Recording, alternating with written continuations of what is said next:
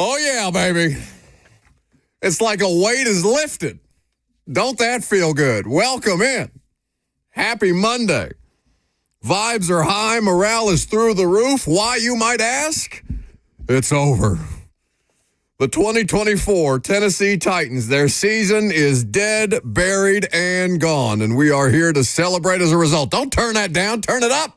Turn it up. Thank God. Welcome into the show. We're happy to have you. That's right. The most celebrated loss, arguably in the franchise's history, took place yesterday at Nissan Stadium, 23-14, but that doesn't matter. What matters is you did the thing that you've done all year. You didn't screw it up. You've lost so many games, you just had to lose one more. And try as they might have, and to their credit, I wouldn't take anything away from the players because I do believe that they went out there and genuinely tried to win that game. Whether they coached to win that game, whether there was interest from the organization in winning that game is an entirely different matter. But to the players' credit, they went out there and they fought. But they did what they do.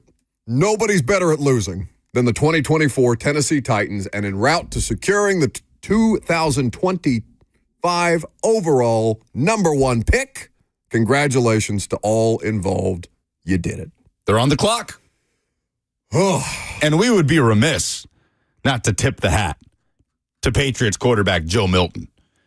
The performance that he put on against a Buffalo team that I also believe was perfectly fine with losing that game and screwing the Patriots out of the #1 overall pick. They put Mike White in after putting in Mitch Trubisky. Gave us all for Tennessee, baby. Wide open spaces defensively for Joe Milton to take advantage of, but that's to take nothing away from Joe and Gerard Mayo, who was summarily fired right after the game. A pair of VFLs doing a big old favor to their former state of Tennessee.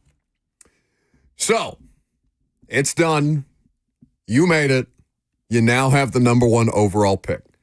There's going to be all manner of time to discuss who they should take. We'll spend a little time on it today. Your phone calls are welcome in reaction. 615-737-1045 is the number. If you want to join the discussion, the F&M Bank chat is also there to greet you. I'm sure that there are a great many things. Happy Boy Radio starts now, even though I've got the Sad Boy Radio hat on. Because listen, I guess let me start.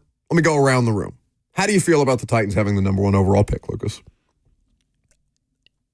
Been a terrible season, but the #1 overall pick is a very naturally exciting thing for a fan base. So I am excited. I'm excited about the offseason because of all the possibilities, because of the million different directions that they can go in, and we still don't know the leadership, who is going to be in place to make those decisions. Is it the same people that are in place as of right now, 10:05 a.m. on Monday, January 6th?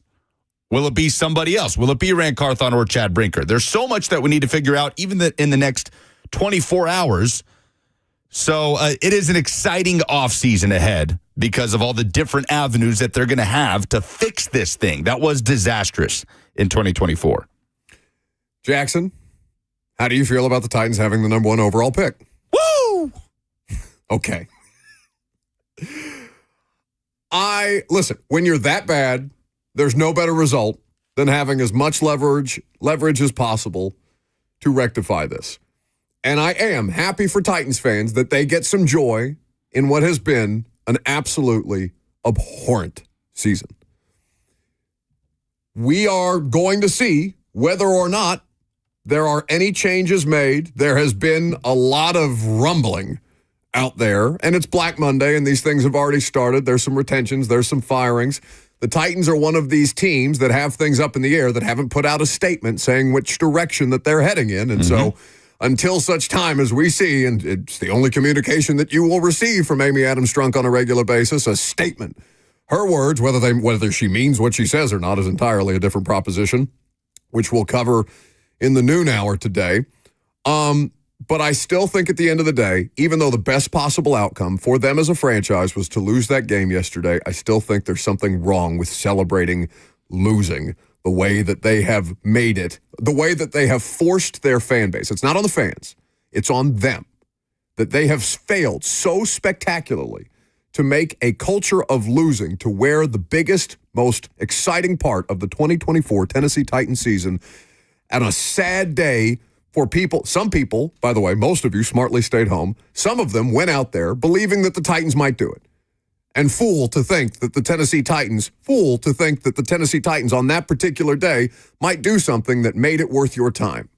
To sweep the Houston Texans, I know it would have been a disaster, and we've been talking about all the different things that it did to their draft capital, but winning should still be the most important thing to all parties involved. They have made it no longer the most important thing. Yesterday was a direct reflection of that. There was some irony in the idea that, what would you say, 6,000? I don't know what it looked like on TV. Maybe under 10. Yeah, preseason crowd. Under 10,000 people worse than a preseason, because there was sleet, there was rain, there was, trash bags being worn, there were ponchos being worn, but people did still show up and people were there. Some of you diehards were there to root them on, just hoping to see your football team get a win. Some of them. The cheers were pretty mixed. No, for sure. Well, listen, the biggest cheer that was had at any point was when they showed the Bills-Patriots score in the stadium to keep track of what Joe Milton was doing. I think you might be misjudging a little bit what Titans fans' intentions were. You talked to a fair amount of them on Talkback. Yes. You hear from a fair amount of them on the radio show. You probably see a handful of them on Twitter. There are some diehards that still want their football team, foolish, to win that game, whether or not that's in the best interest of your franchise, because winning should still be the most important thing. Those people were very much in the minority, but sure. I completely understand that, and that should be the minority when you are this god-awful. But they have pushed their fan base in that direction. Yeah. They have actively made the fans root for them to lose. And I think that's just all kinds of toxic, because the number one overall draft pick does not cure everything that's wrong with you. It does give you the best opportunity, the most amount of leverage to try and turn it around. Whether or not they're capable of doing that is what we are getting ready to find out over the course of the next 6 to 8 months. Mercifully, you will not have to watch another 2024 Titans football game, because that is dead, buried, and gone. Congratulations to all involved. The Tennessee Titans are the best at losing. Well, it's a pivotal point for the franchise. That goes without saying. This can go one of multiple ways, not just for 2025, but for the future of the franchise. This could go the way of the Cleveland Browns, where this isn't the first time for quite some time that we're going to see the Titans have the number one pick. Or this could go in a different direction. I mean, they had it in 16, but they traded it. Yeah, they traded it, and they were in the process of building something, and they already had their quarterback. Nothing's to stop them from trading it again. No, nothing is to stop them from trading it again. But the point is, this is a very pivotal moment here where you get the chance to kind of, it's the beginnings of what you're going to establish moving forward. Are you a dysfunctional franchise a la Cleveland Browns, where you will have the number one overall pick again, like the Browns have multiple times? Or the Jags. Or the Jags again. You cockroach. Or will it go in a different direction, where this will be the first time and the last time for many, many years that the Titans have the number one overall pick, because they do something with this, whether they bring in a quarterback, get more draft capital to continue building out the foundation of a roster, find a quarterback solution in another way. Very pivotal moment here, and that goes without saying. You did not give one word to describe how you feel about the Titans having the number one pick. You're avoiding that, just like you've avoided saying what you think they should do this whole time. Are we doing one word? That's what you asked for. No, I said, how do you feel? You said one word to describe how you feel. Okay, one word. Conflicted. Conflicted is the one word, because yes, I acknowledge that it is 100% the thing that absolutely was going to put them in the best possible position to not be in this position again. But I also am conflicted on that front, because they've made their fan base actively root against them, and that doesn't mean that Titans fans will root against them for all time. But I do think that, as we've talked about creating a culture, their culture is that of losing. Under the combination of Amy Adams-Strunk, Brian Callahan and his staff, Rand Carthon and his staff, Chad Brinker and his staff, this is a culture of losing in 2024. Yeah, they're a bad team until they're not. Correct. Yes. So, on that note, do you trust them with the number one overall pick? Do you trust them to get it right? Because there is very little confidence that I have in this collection of people to get this thing right. So you think they should be fired? I think that she has a golden opportunity to clean house. So you think they should be fired? I think it doesn't matter, because I think she's making... Just say what you think they should do. You've been avoiding it for weeks. You're not listening to me, all right? Listen to me when I say this. I don't think it matters who she hires or who she fires. I think she's doing this poorly. That's a very creative way to avoid saying what you think they should do. Of this thing, I think that this is, she has had a good thing. I used to think, and I wrote about this today, and we're going to get to this at noon. I'm trying not to do the whole show in the first segment. Now you're waiting for something to break so you don't have to. I just don't understand. We literally have it in at noon. Can the Titans win under Amy Adams-Strunk? That's 2 hours from now. And that's what I'm saying. Are you going to tell us? You built the show. Are you going to tell us what you think they should do at any point today? I think there's sure. I'll tell you right now. I don't think there's ever going to be a better opportunity for you to get a clean slate, because I don't think that these people are capable of turning it around as the current collection of people that you have. I think if you fire one and keep the rest, that's nonsense. I think if you clean house with the number 1 overall pick, this job is never going to look more attractive. I think if Brian Callahan may go on to be a good coach somewhere else if he is no longer here, I do fully expect him to be here in 2025. So it doesn't matter what I think that they're going to do. They're going to make these decisions based on what they want to do. But I think that you can find anybody in professional football to be 3-14. I think that this has been a complete and total embarrassment from top to bottom. I think I was totally put off by the idea. I asked the question of Brian Callahan, hey, are you kind of relieved that it's over? And he said, not relief. It's not been fun, but I'm not relieved. I've enjoyed the process. But he kept talking about how much time off how much he's looking forward to time off, which just completely conflicts. Even if it's true, I don't want to hear that from the head coach, because the thing that's so much harder to do than losing, because losing is exhausting. It's so much harder to win in the National Football League, and I thought that was such a loser approach. I think that the way that they've focused on hiring people to win press conferences is garbage, as opposed to the most important thing, which no longer seems to be the most important thing for the Tennessee Titans in 2024, which is winning football games. I think it's all crap. So your belief is that they should clean house. Okay. Man, my goodness. It took so long. You've been saying that for weeks without actually saying it for whatever reason. Well, we had the whole thing at noon today. I'm glad we finally got you to say it. Buck, we could know what's going to happen by noon today. Something could drop. That's the way we built the show. What are you talking about? You were just a part of the pre-show prep the same that I was. What, are we going to do this again? I'll do it again at noon. The topic we have at noon is, can the Titans win with Amy Adams-Strunk as the controlling owner? Not what Buck thinks they should do. I've been trying to get that out of you for weeks, and for whatever reason, you've been avoiding it, and I'm glad we finally coaxed it out of you. For whatever reason, I don't understand why it took you so long, but I'm glad you finally got to get that off your chest. Because this job is not attractive if they don't have the number 1 overall pick. It presents her the most amount. Again, it's incumbent upon her to make good decisions here, and I don't trust that that's going to be the case. I'm glad you finally said it. I disagree with you. That's fine. We have the rest of the show to talk about it. 615-737-1045 is the number. If you want to jump in, I'm Buck Rising. It's 1045 The Zone.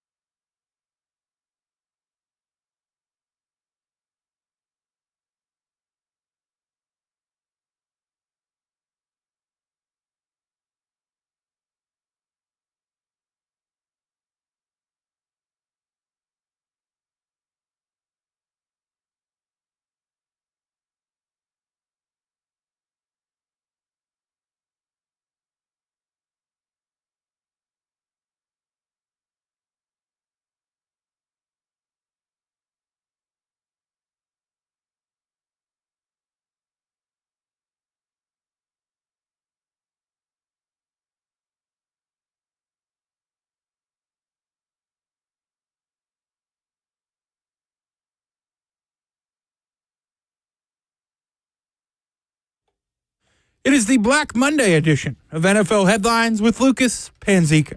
It sounds so pleasant and calming when people are losing their jobs. Well, we felt like that was a little bit softer than coming in with like some, I don't know, what would have been the alternative, Jackson? Like the Star Wars Imperial March theme? Yeah, either the Imperial March or I was thinking the SNL Weekend Update thing, but doing the impression of the voiceover guy where he sounds super excited. Anyway, there is as much news about coaches and general managers that are being retained across the NFL as there is news about coaches and general managers being fired. We will start with the Tennessee Titans. The news is there is no news, not just yet. Here's a report from Josina Anderson on Twitter yesterday. Multiple high-level personnel folks around the league are talking about and monitoring the Titans' GM job. Per sources, she says nothing is definitive. For what it's worth, Brian Callahan is scheduled to speak today at 1:30. And this was Adam Schefter yesterday on ESPN before the noon slate kicked off, talking about Brian Callahan as he went through the head coaches that he was putting in a safe or not safe category.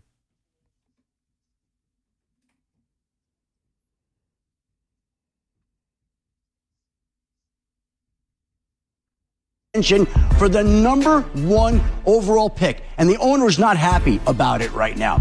Now, Brian Callahan was just given a start, and I think he'll be given more time. But it certainly sounds like the people in the organization are uneasy and bracing for something to happen. It doesn't sound like, right now, it involves Brian Callahan, but we're going to see what the owner has to say about that. We're leaning safe right now.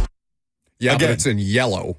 Like the way that they did he it had yesterday. it categorized. Yeah, so there's Color-coded. There's green, there's red, there's yellow. Brian Callahan was a safe yellow. And again, that was before the nude slate. That was before the Titans secured That was during pregame. We talked about it on the Lee Company show. the #1 pick. So, interesting to hear Schefter say there that there could be some change there, but he thinks Brian Callahan safe. Brian Callahan safe. And to be honest, I have not seen, maybe you have, any smoke whatsoever around Brian Callahan potentially getting fired. He's got a press conference at 1:30 p.m. today.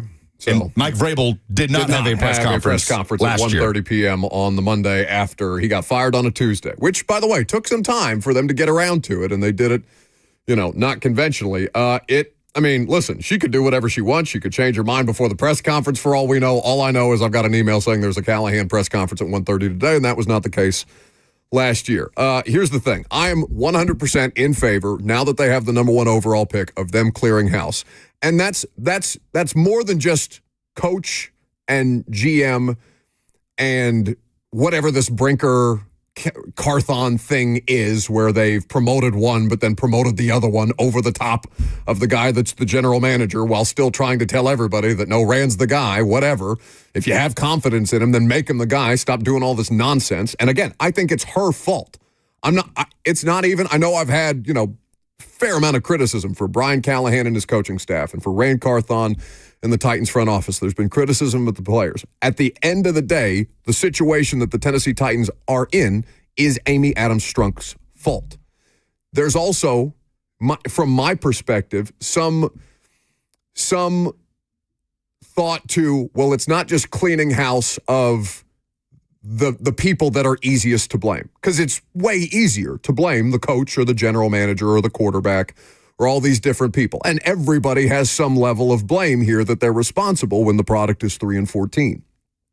But I'm also talking about cleaning house of this mindset where she's not getting a ton of pushback on some of the decisions that she makes, and that her collaborative vision is just people that agree with her more often than not. That needs to go. There is nothing wrong with having constructive disagreement, but you have to be willing to do that. And that, I think, is at the core of the issue here. I think Grant Carthon and Brian Callahan got a raw deal. I think they're just trying to do what they think she wants. And I think ultimately that what she wants has led to 3-14. I don't question that she wants to win. I don't question that she wants to win at all. But I don't necessarily think she understands how to completely get there at this point in time. And I think a lot of that is because she's not willing to, necessarily feel that level of dissent that maybe she doesn't know everything at every given point about everything that goes on with her football team. But by the way, it's her decision to make. It is her football team at the end of the day. So what to you is the difference between this situation and the situation in which the Titans were having success with Amy Adams-Strunk as the controlling owner? Well, they had somebody who had vision and leadership.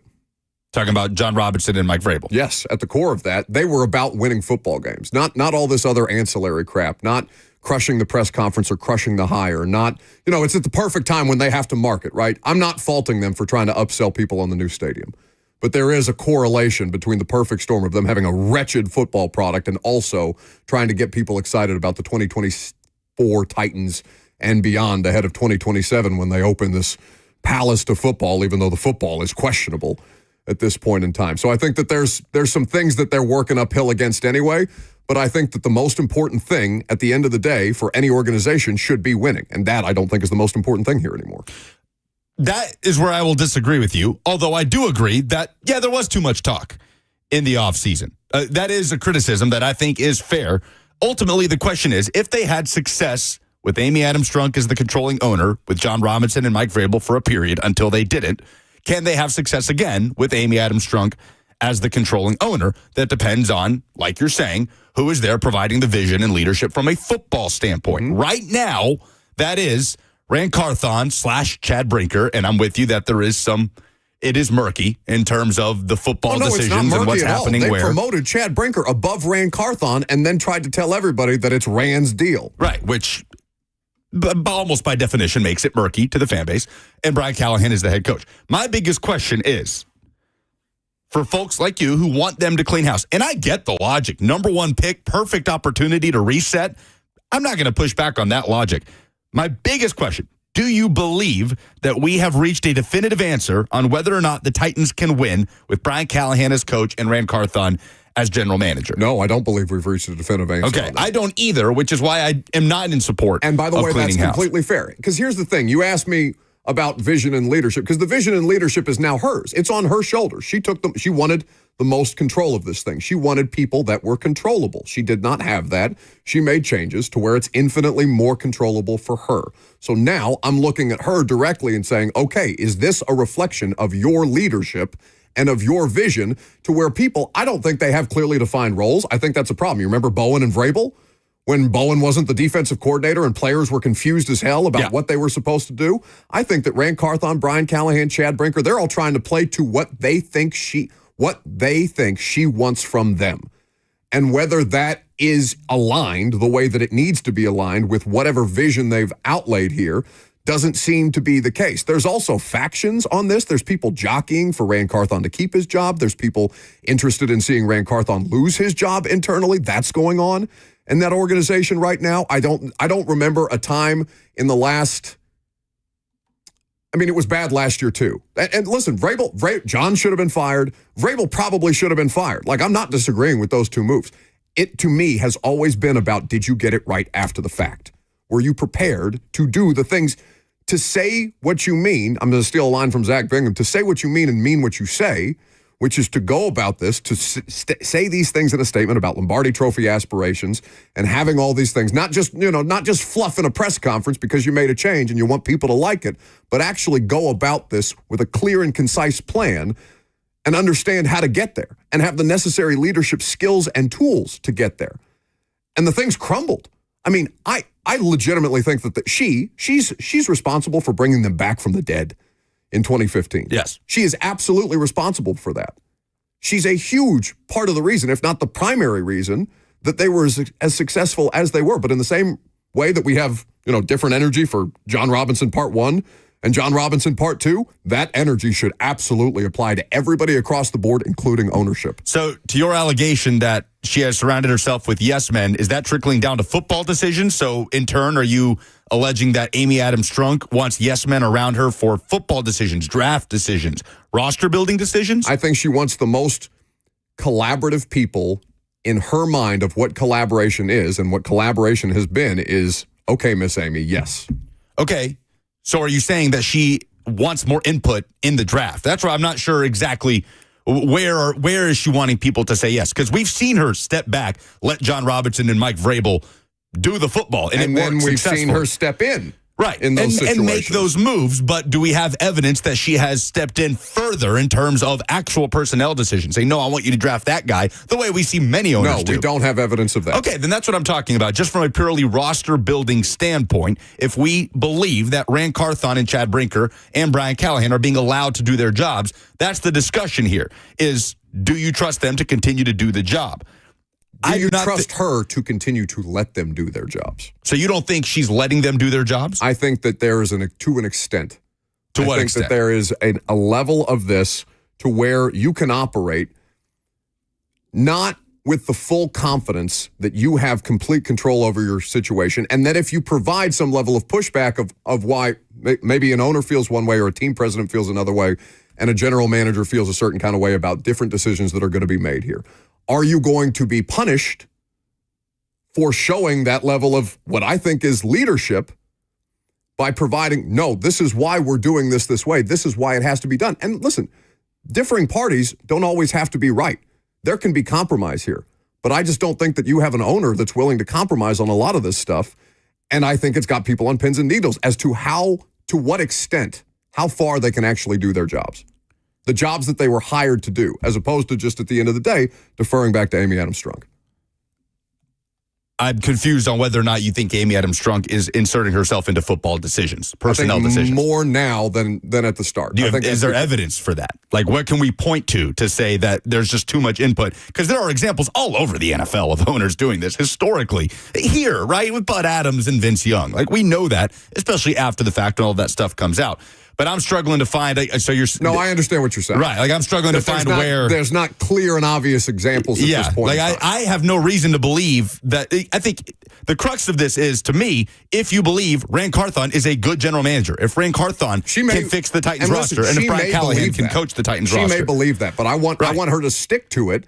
If she believes that, the way that she didn't with Mike Mularkey, the way that she didn't with John Robinson, the way that she didn't with Mike Vrabel, after coming out basically before she fired them with messages and statements of support. There are statements from Amy Adams Strunk on all three of those people. There are extensions for John and Mike that she's still paying.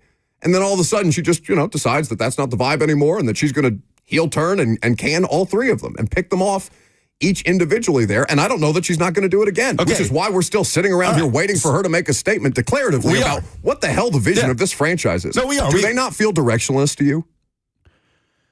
Well, I mean, I guess these next 24 hours will kind of help me formulate that opinion a lot more. Sure. I'm with you. I do not want to see it. To me, if the decision ultimately is to fire Rand Carthon, Chad Brinker is the general manager, and we move forward, then it's kind of like, okay, what are we doing here? You know what I mean? Like, what kind of Game of Thrones stuff is going on? Which, again, happens across the NFL. Everywhere in the league. But, so I'm just confused on what you're alleging here with Amy Adams Strunk. Is it that she is more involved in hiring and firing at a rate that she wasn't before, or that she is more involved with the football decisions? I think it's more impulsive than it's ever been, is the way that I should probably phrase it. In terms of hiring and firing the leadership. And what she thinks her vision is and how quickly she changes her mind on what the vision is. Because I've never thought Amy Adams Strunk to be one to be inserting herself into football decisions. No, sign this guy. No, I want to draft this guy, right? Like Players are different. I'm talking about the collective vision that's required, that has to be stated with goals and objectives that people understand that my job is this, I'm going to work towards this effort. My job on this side of things is to work towards this other effort. We are all pushing towards the same goal of winning a Super Bowl in these clearly defined, laid out roles. And I think that the vision is subject to change at any given moment based on what she's feeling. Okay. And I think that, by the way, that's 100% her right. This is her thing. She gets to do it however she wants. But you have to decide as a fan base or as media or whatever the case may be, whether you want to support that or not. And I just don't think that there's evidence that this should continue to be supported. Okay, now AJ on the F&M Bank chat brings up a fair point. He says, Buck says she's too impulsive, but he wants her to clean house. Yeah. So what do you want from her here? If you think she's too impulsive, then wouldn't cleaning house be just that? Yes. So you want her to continue to be impulsive, but you are criticizing her for being impulsive. There's nothing wrong with making definitive decisions if you think that it's not the right thing in place. What I think is the worst possible thing that could happen is if they keep what's in place and they fire it halfway through the season or next year, or they make this change if they make a change with Rand Carthon but keep Chad Brinker, like what did we just do for the last 2 years with Rand Carthon? Like there is a way to do this that the number 1 overall pick allows you to do from top to bottom because it makes it a more attractive job. I think they need proven people who can come in here, not inexperienced people across the board just because you get along with them better. And it doesn't mean that those people will be bad at the jobs that you fired them from if you do make. By the way, I don't think she's going to do it. Like, I don't think that she's going to move on from Brian Callahan. The Rand Carthon thing seems a little more up in the air, has continued to be up in the air for basically, I would argue, since the Patriots game. There was some rumblings starting back in October at that point in time that got super loud last night and still have us waiting to see what the hell she's going to do. But I think that there has to be people who know how to do these jobs in place, and that she should not have such harsh reactions if she receives pushback from experienced people in those roles. Okay. Is that fair? Sure. You've gotten more fair as the segment has gone on. Okay. I just got stuck at the she's No. too impulsive, but I want her to clean house. Your pushback was completely fair, and I'm glad that we fleshed that out. Now, I agree with you that if she is on the brink, right, and she is right there on the cusp of the ultimate decision of these people who I thought to be qualified to dig us out of this are not, then yes, you make the move. We don't know where she is on that. No, we have no idea. And the next few hours will be critical in figuring out. And it is worth noting that there are other franchises, which we could talk about coming up next, other franchises that have immediately come out and said, no, we're sticking with these guys, even though the results were bad. And the results were bad for a lot of teams this year. I'm just telling you, if you decide to stick with this thing, you damn well better stick with it. I agree with you. And I think they should stick with it. I don't think we have an answer on Rand Carthon as a general manager, as Brian Callahan as a head coach. I think Rand Carthon, and I might be unique in this, a lot of people very much disagree with this, and it's fair. I have a hard time totally assigning the 2023 NFL draft, the Titans draft, to Rand Carthon. I get he was the general manager, and it's very easy to say, nope, he's the GM, he bears the responsibility, and I understand that, but it's very hard for me to ignore the context and nuance of Carthon being in the same room, walking into the room of Vrabel and Cowden, where a draft board had already largely been set, right? Sure. So I, to be totally honest, kind of start with the 2024 draft. When it comes to Carthon, and I see a left tackle, an interior defensive lineman, a depth corner that were brought in. Early returns are fine, right? Not all pro players as rookies, but guys you can build around. But the quickest thing, as we've talked about, that wins a fan base's trust for a GM are cornerstone star players that make a difference for you. And The AJ best Brown, people in the world couldn't have bailed this thing out. sure, yeah, via As the draft. fast as she may want it bailed out. Yeah. But you played that Schefter clip. She's unhappy with how this thing has gone because somebody pitched her on their vision of how they were going to get this thing right, and instead it's gotten appreciably worse. I think because they tried to find those cornerstone star difference makers via free agency.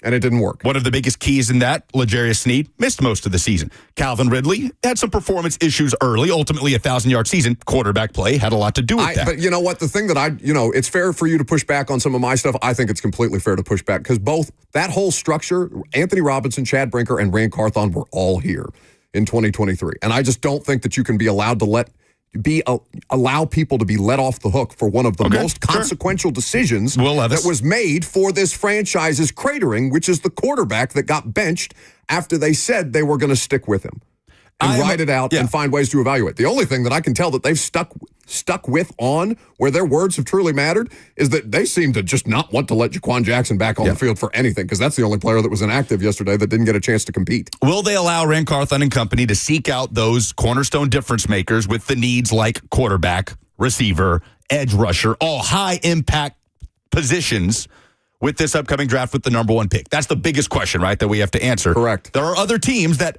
have made statements on who they're going to retain, which we could talk about coming up next with all the news around Black Monday. I'm Buck Rising. It's 104.5 The Zone.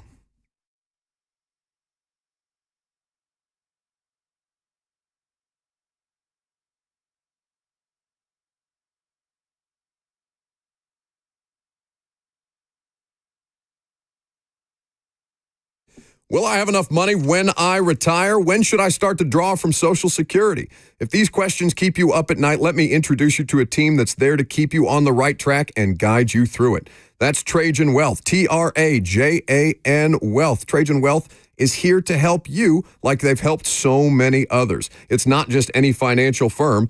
They are your partners in securing your financial future. And they're there to help you on a variety of different fronts. They are more than just a fiduciary firm. They are a family-owned, veteran-led team that puts your needs first. Let their decades of experience specializing in retirement planning and wealth management work for you. Trajan Wealth offers free consultations to help you develop your plan and your peace of mind. So call them today at 615-270-5000. That's 615-270-5000, or visit them online at TrajanWealth.com. Advisory services offered through Trajan Wealth, LLC, an SEC-registered investment advisor. This is a paid advertisement.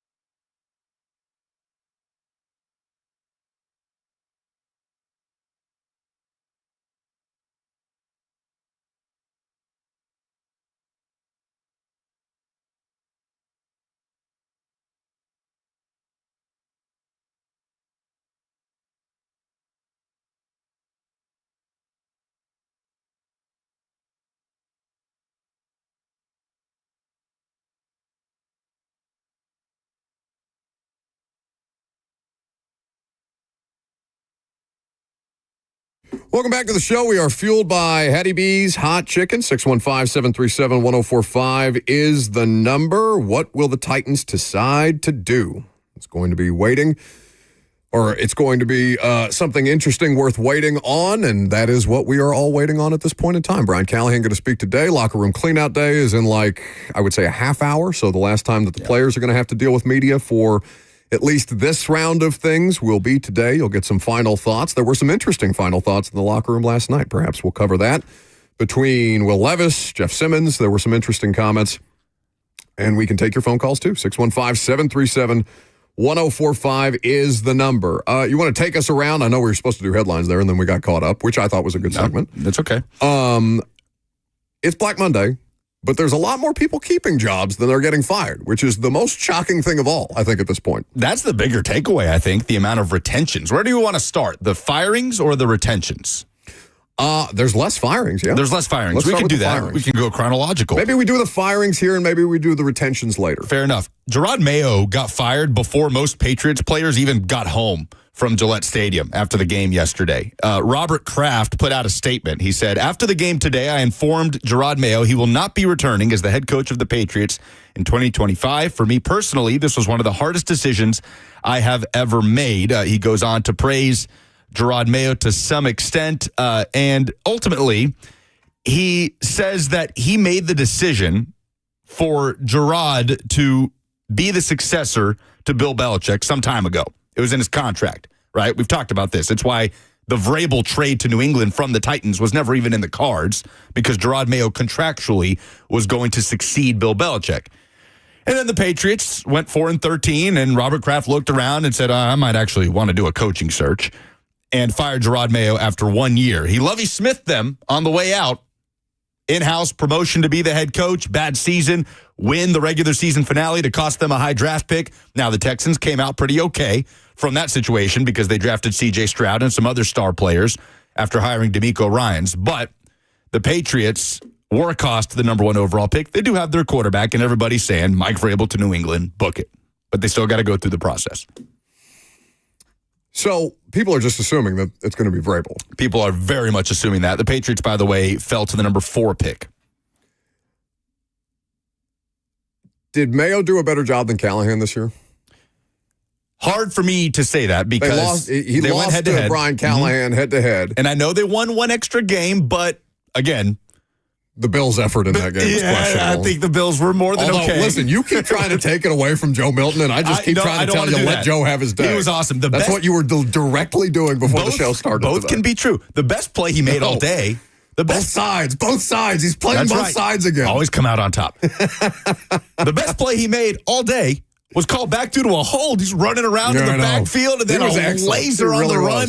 He was phenomenal. I could pull up his numbers, but it's hard for me to say anything more than a push. Yeah, they won an extra game, but Bills were more than happy to screw the Patriots out of the top pick, and the Patriots did lose to Mason Rudolph and the Titans this Now, year. should the Patriots want Mike Vrabel?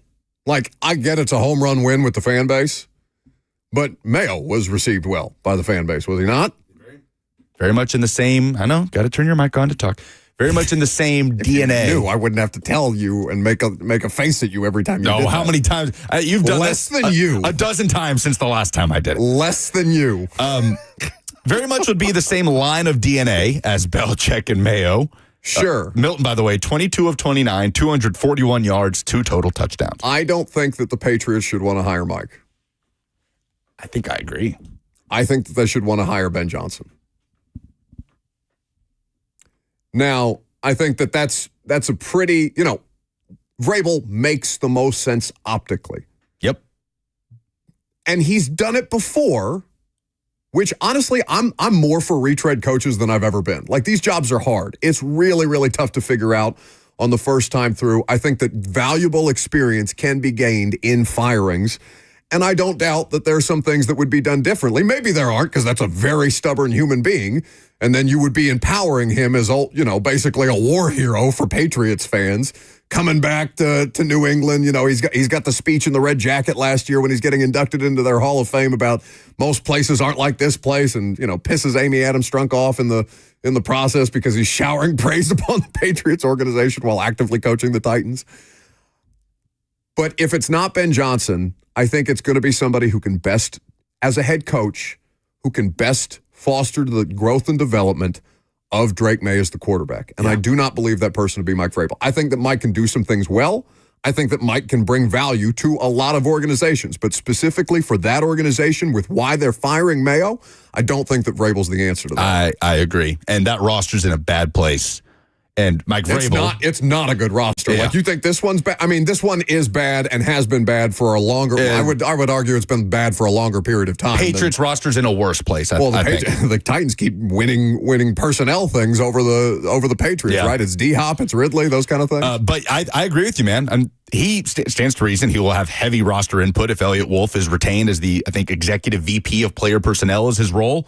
And then you're asking Vrabel to build out a roster from the depths, which is where they are.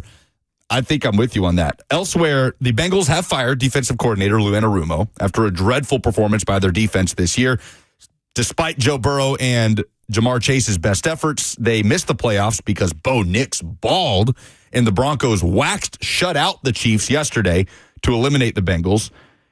And the Jacksonville Jaguars firing Doug Peterson, expected, 6-18 in his last 23. Retaining general manager Trent Baalke, who at this point I'm convinced could survive a nuclear holocaust. Nothing can take down. What's more shocking? Trent Baalke. I know. What's more shocking, that the Jags are keeping Baalke or that the Giants are keeping both of them? Jags keeping Baalke. I think so too. Yeah, that dude has had so many first-round picks, so many bad football teams. The guy that hired Urban Meyer is still in his job. I don't understand how that can be. And did you see the additional wrinkle that was added to this by some of the NFL insiders out there? That the new head coach is not going to answer to Baalke. He's going to answer to Shad Khan. How the hell does that indicate that Shad Khan trusts Trent Baalke? Why does he still have a job? The thing that I heard from a variety of different people, and I'm sure I'm not the only one, but John Robinson was jockeying to try and get the Jacksonville gig. I know he interviewed for the Jets job. That was the only interview that I saw John take. And listen, there's going to be more openings, so perhaps John will get another crack at things. But I know that he really wanted the Jags job because he's got a place there. I just can't imagine what the logic is in being like, you know what? This guy who I don't trust enough to have the coach answer to him, let me keep him around a little longer. This guy that's made so many great personnel decisions. And listen, Brian Thomas Jr. looks like a stud. He is a stud. Trevor Lawrence was a no-brainer at the time. It hasn't worked out. Injuries this year.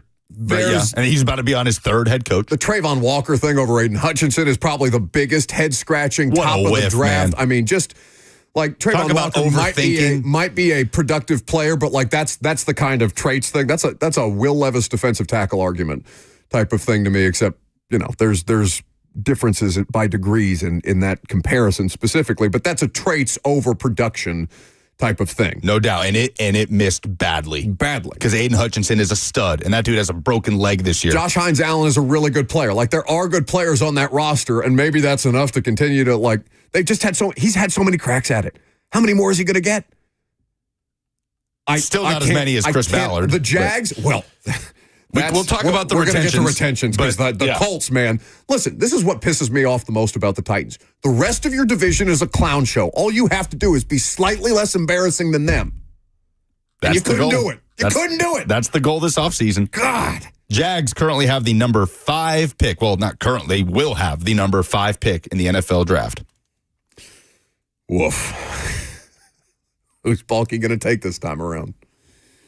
All right. Are those the wrap up on the firings for now? That's all the firings, all the significant firings. Pretty small amount. It's a short list. It is, 10:54 a.m. Central Time on Black Monday. Again, we await decisions, a definitive decision by the Tennessee Titans. No such definitive decision has at least been announced to the public, whether one has been made internally or not. There seemed to be a lot of conflict on that front last night in the aftermath of the Titans' latest loss to the Houston Texans, the one that saw them secure the number 1 overall draft pick. So we'll continue to keep you updated as more information becomes available. Coming up next, speaking of which, the Titans have the number 1 overall pick. Who's going to be making that pick? I'm Buck Rising. It's 104.5 The Zone.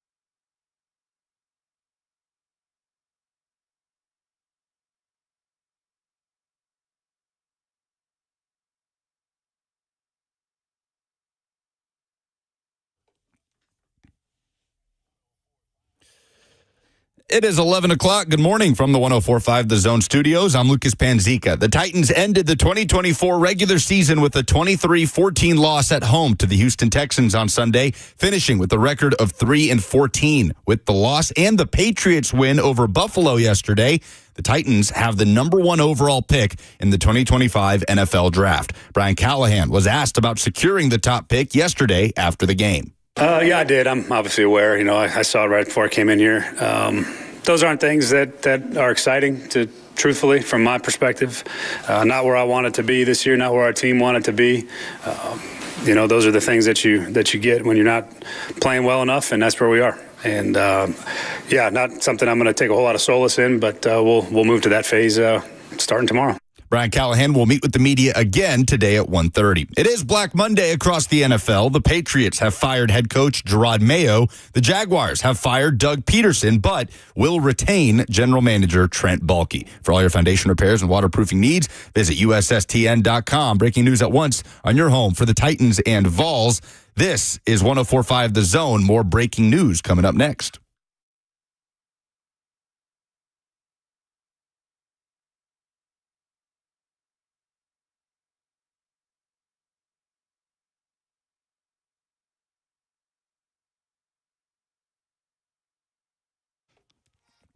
Lucas lying to you in his breaking sports didn't. news updates. I didn't, but you lying. You made a face. You made a face that was lying. Indicated that the breaking news is more significant than it probably really this is. is a pretty significant news item that the Seahawks, sure. after one season, have fired offensive coordinator. Oh, no, for God's don't sakes. do that. No.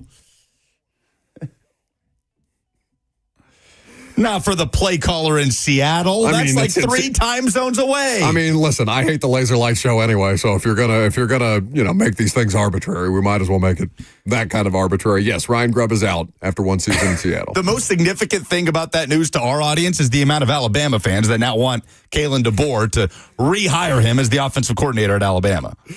Oh my goodness. So hirings, firings, retentions. And firings, rather, not hirings just yet. We'll have to wait a couple more weeks before that starts in earnest, though people are reporting on interviews that are taking place with some of the top candidates. The Bears and Patriots are both planning to interview Ben Johnson, the Lions offensive coordinator, obviously with the Lions heading towards the postseason. By the way, you doubted the Lions defense. You doubted them. I did, and my goodness, they proved me wrong. You fool. Man, they heated said up. Definitively that you'd take. Was it a conversation between the Lions and the Vikings? It was. Or was it the Eagles and the Lions? Oh, Eagles. It was Eagles and Lions. That we were having last week. And I said, if with an offense like that, I don't care who you face, you can shell anybody. And they eventually got to some points, though it was not a high-scoring affair between Minnesota and Detroit last night. Their defense played about as good a game as they've played. Did suffer a couple more losses, though, on the defensive side of the ball. Minnesota 0 for 4 in the red zone. 0-3. Sam Darnold did not have a good night. No, 0 for 3 in goal-to-go situations, 0 for 3 in fourth down situations. So it's unfortunate that Terrion Arnold suffered a foot injury, and they ruled him out pretty quickly. He was carted to the locker room after that game. We'll see what long-term effects that might have. Or rather, he was questionable to return, and then at a certain point they did rule him out. So hopefully for his sake and for the Lions' sake, that is not a long-term situation. For teams not participating in the postseason, such as the local professional football team, of which we are still awaiting statements on what they are going to do moving forward. I mean, if she says not, does she need to make a statement today? Amy Adams Strunk. She doesn't have to. There's nothing that makes her have to come out definitively and say, no, this is the direction that we're moving forward to. She has in the past and then reversed field on said statement. So, she may be reticent to put another one out there, have words in print that we're going to use against her if she changes her mind on something consequential like she did with Malarkey, Robinson, and Vrabel. Yeah, because of some of the smoke out there around Ran Carthon, I would like to see a statement if he is to be retained.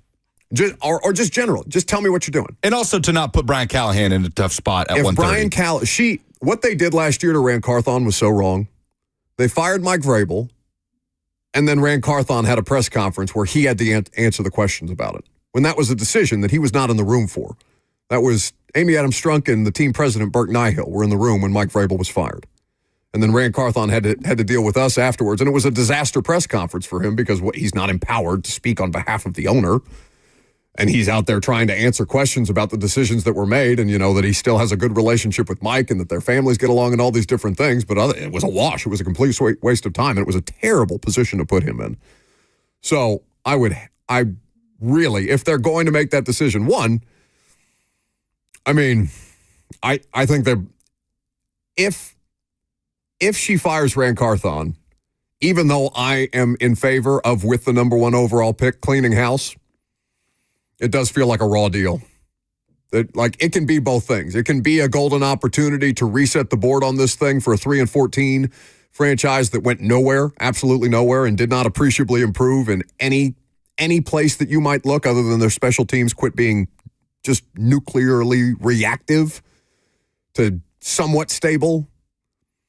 It would be a raw deal for Ran Carthon for sure. It would be worse to do that to Ran and then put Callahan out there at 1:30 to answer questions. So I think there should be some clarity on behalf of ownership before we get to 1:30 today, if for no other reason than it's a terrible thing to do to your coach in that spot.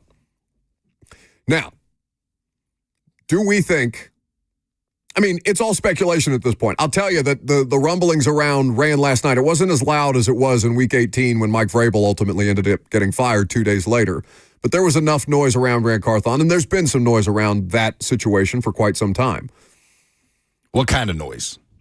People talking about, well, she's displeased. She's been out on him since the Patriots game, or she's fed up with the way that she was told that this thing would look, and ultimately that didn't come to fruition, and there's a variety of different reasons why it got that way, but this is the way that she feels about this certain thing. People speaking on behalf of Amy without, Amy speaking for herself at this point in time. There was also some people, opinions, people that work for the team. There were people that worked with the team. There were people outside the team that said they were hearing things about Ran Carthon. You had the weird nebulous Josina Anderson report that wasn't really a report. You have...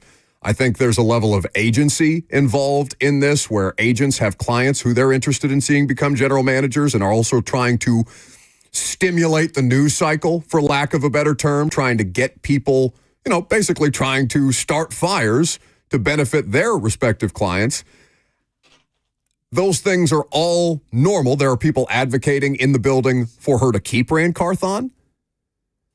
And there are people, I think, in that building who would be completely happy to see both Ran Carthon and Chad Brinker swept out. But everybody's got... the point is that they've created some level of factions in what they're doing, and that there's not one united front on this at this point in time, other than, her decision is the decision. It doesn't matter what everybody else thinks. Do we think he's the person making the number 1 overall pick when it comes to be April? Because, one would assume that we would have our answer by this week. Yeah. As of right now, he is... Yeah, he's the guy right now. Yeah, until such time as we hear otherwise, he's the guy. But yeah, that's the question. That's what we want. Hope to go to bed tonight knowing who will be the general manager making the number 1 overall pick for the Titans on April 24th in Green Bay. Drafts in Green Bay this year, where they hired Chad Brinker from. Okay. What are you laughing about? What is that? Are you trying to do a thing there? No, I have no idea. Listen, I genuinely, I don't know what she's going to do. I really don't know what she's going to do. Oh, I know that. Yeah.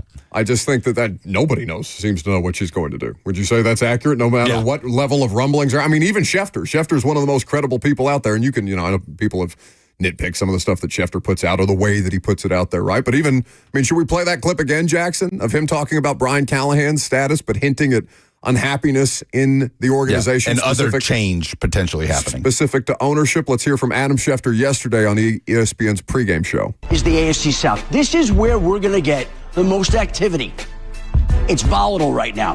And Tennessee is sitting there with a 3-13 record. They're in contention for the number 1 overall pick. And the owner is not happy about it right now. Now, Brian Callahan was just given a start, and I think he'll be given more time.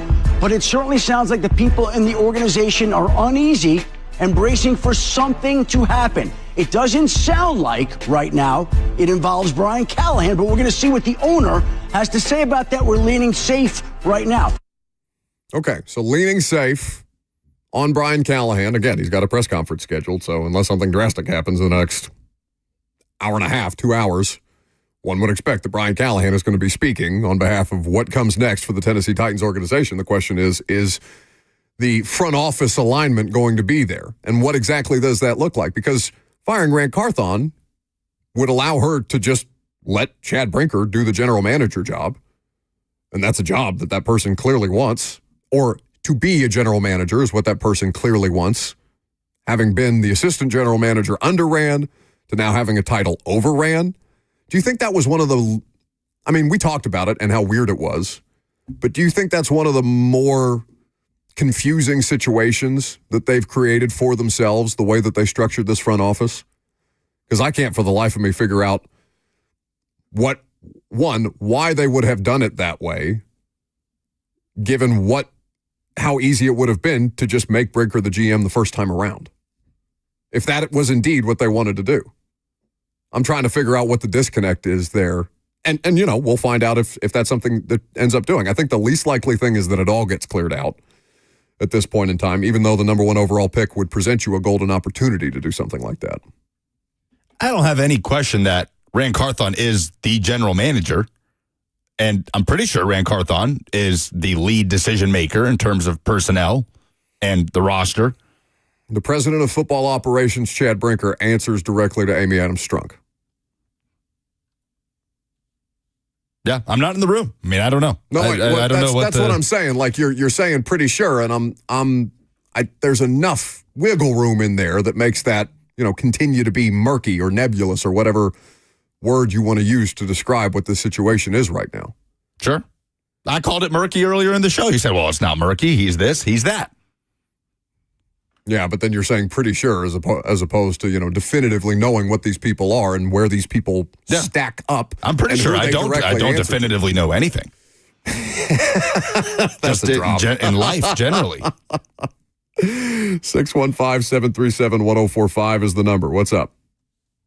Chuck. What's up, Chuck? Hey, guys.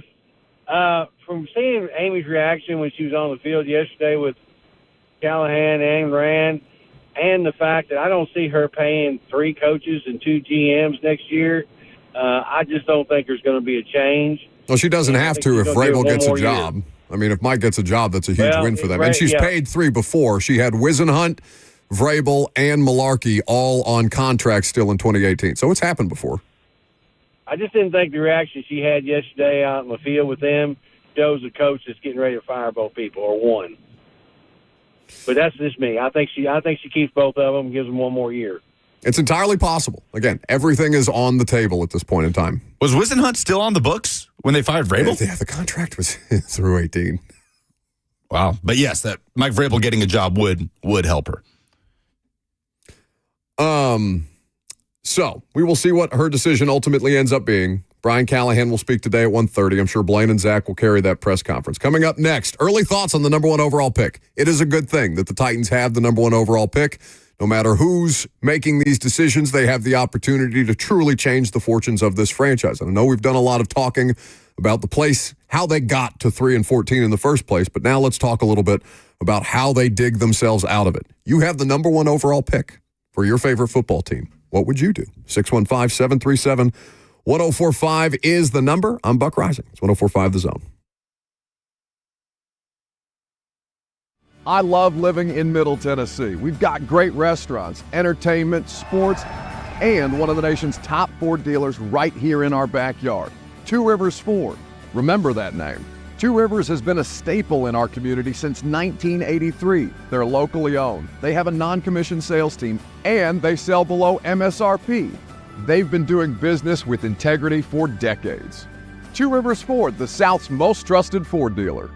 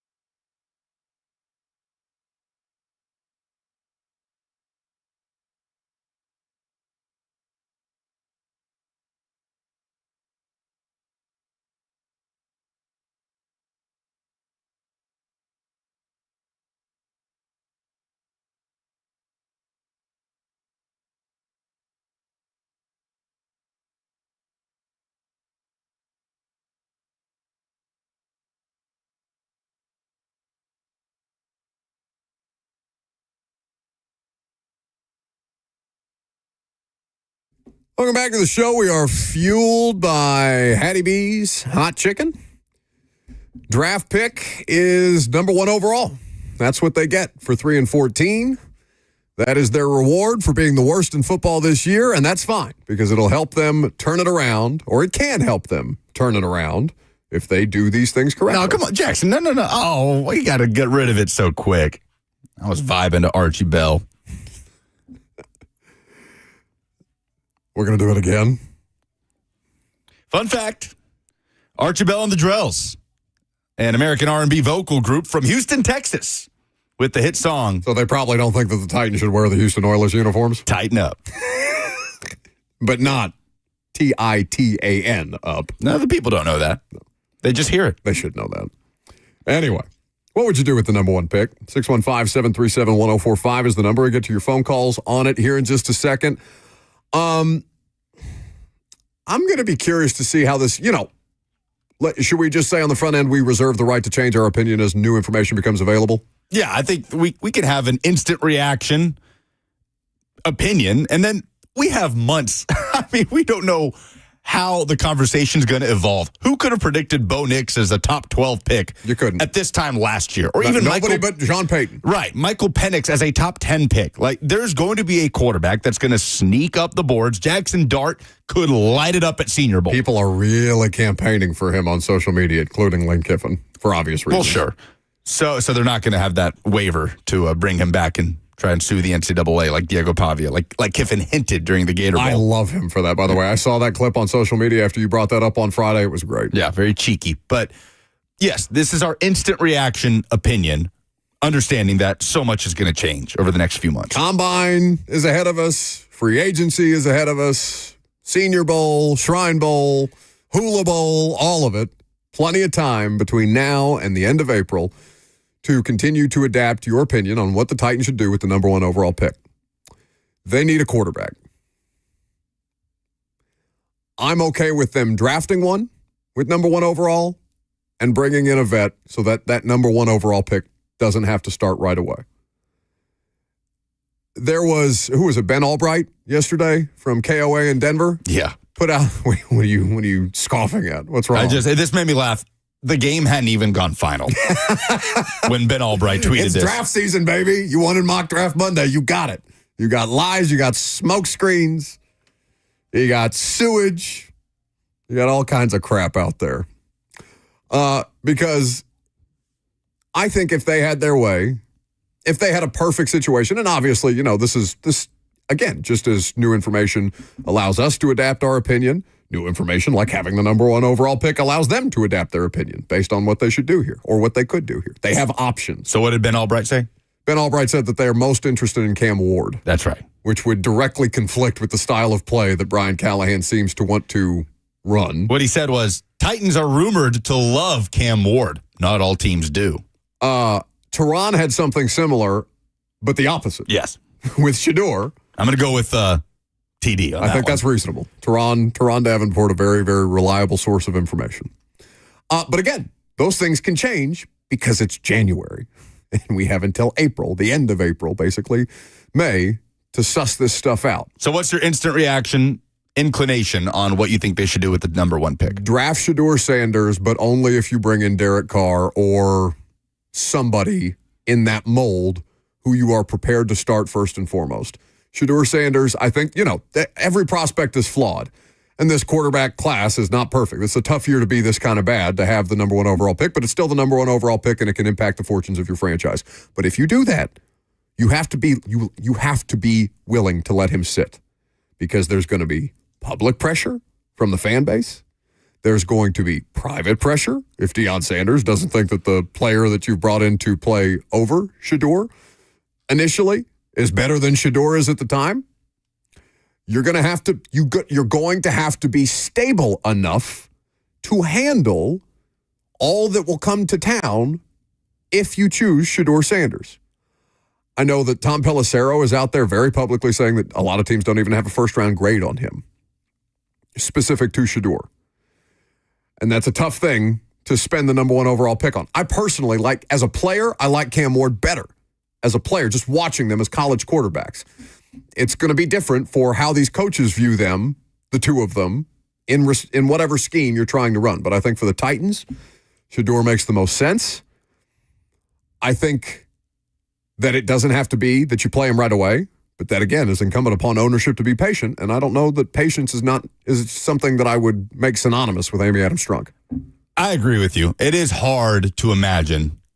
Again, we've had this discussion. When's the last time a team with the number 1 overall pick and a desperate need at the quarterback position did not take a quarterback with the number 1 overall pick? It doesn't really happen. You can try to come up with some examples. Jackson probably came up with the best one in 17, was it, when the Browns drafted Myles Garrett, number 1. Yeah, 17. And they had Deshaun Kaiser, who was a second-round pick, if I remember correctly. And it seemed like they were kind of good. Third-round pick, thank you. We're going to go in that direction. Obviously, they drafted Baker the following year. Every other example you can think of, whether it was the Washington taking Chase Young with a top 2 pick, the Broncos taking Von Miller with a top pick, all of those teams had a first-rounder in place from the year prior that they still hadn't made a determination on. Just doesn't happen that often. Another thing that doesn't happen, though, is taking a quarterback number 1 and sitting him, like you're saying. And I am in complete agreement with you. Draft Shedeur, bring in a veteran stopgap just to stabilize things and not throw him into the fire when he's not ready, like we see many teams do. If he ends up being the better quarterback out of camp, then okay. Yeah, but roll with it. It's been a while since the number 1 overall pick at quarterback didn't start day 1. Doesn't mean that you have to. They can do whatever they want with it. I agree with that approach. But it is interesting. I mean, I'm going back looking at the number 1 picks in the NFL draft historically, and let's see, Jared Goff was a day 1 starter, correct? Was he with the Rams in 2016 with Coach Fisher? No. He was not. Okay, so that's the last one. I'll have to double check that. That was the last time. He was the starting quarterback for the Rams in 2016. Out of the gate. Jackson's looking that up for us now. It's like the Peterman getting the start over Josh Allen and then very quickly throwing 4 interceptions and being yanked for Josh Allen. Sam Bradford. Oh, really? No, it was Case Keenum. Oh, Case Keenum. Thank you. Case Keenum started 9 games. Bradford was around out for that long. You're right. No, they had drafted Bradford a few years prior. So Keenum started that season? Keenum started the first 9 games, with Goff finishing the final 7. His NFL debut coming on November 20th of 2016. I see a lot of people in specifically the F&M Bank chat, and your phone calls are welcome to chime in on this. Facebook, YouTube, Twitter, and Twitch is where you go to live stream the show. 615-737-1045. is how you get involved. People saying, no, if you draft a quarterback number 1 overall, he better be ready. Shedeur is ready now. No, none of them are ready. Trevor Lawrence wasn't ready. Like Jared Goff wasn't ready. Carson Wentz wasn't ready. Yeah, some are more ready than others. Some are more ready than others. But we've seen that this year. They're still not ready for these NFL opportunities right out of the gate. There's no way that you can be, because it's the cliche is drinking out of a fire hose. And it's just, can you survive well enough? And most of them go to bad teams. So it's really, really tough to have those kind of moments. Ironically, Jared Goff being, Baker did not start the season? Jackson? No, it was Tyrod Taylor. Remember week 2 of that Thursday night football game against the Jets? He hurt his knee, and Baker came in and lit it up, and he was a starter from then on. Ah, okay. So 2018 the last time. Things can happen to force your hand. I'm just saying, don't let the optics of Deion Sanders' son coming to Nashville force your hand into starting that player before he's ready. Who's to say Deion would demand he starts day 1? No, I'm not saying that, but I'm saying that people I know. I on agree behalf with you. of Deion. You know how rabid people would be to see Shedeur Sanders start? And I think people would have that assumption that Deion will not accept Shedeur not being the day 1 starter. Deion wants what's best for Shedeur, so I'm not going to sit here and assume that he believes Shedeur should be day 1 starter if he's not ready. Deion knows if somebody is or isn't ready to be a starting quarterback in the NFL. I have so much respect for Deion Sanders. Like, I love the way that he conducts himself. I love the way that he carries on with his business. I think that he, at the core of things, nobody is better equipped to have that level of influence and to be able to guide all 3 of these players, right? Shedeur, Shiloh, and Travis Hunter through a really, really complicated and oftentimes nasty process in the NFL draft. I think that all 3 of them, they at least have the proper support that they need from a person who understands what this thing is and understands the league's workings on both the side of players and on the business side of things. Now, I heard Ramon this morning on Ramon, Kayla, and Will have the opinion of trade back, acquire draft capital. They currently have 8 picks. They do not have a 3rd rounder. Chiefs have that one. Yeah, the Chiefs have this. What is it? The second Snead pick in the third round. The Snead pick. So I am legitimately curious how many fans are going to be of that mindset of trade back to acquire picks, get an Abdul Carter. I mean, there's a variety of different needs that you can address in the first round without taking a quarterback at 1. This quarterback is the most important thing for them to get right, and I think there's a variety of different ways that they can try to get it right this offseason.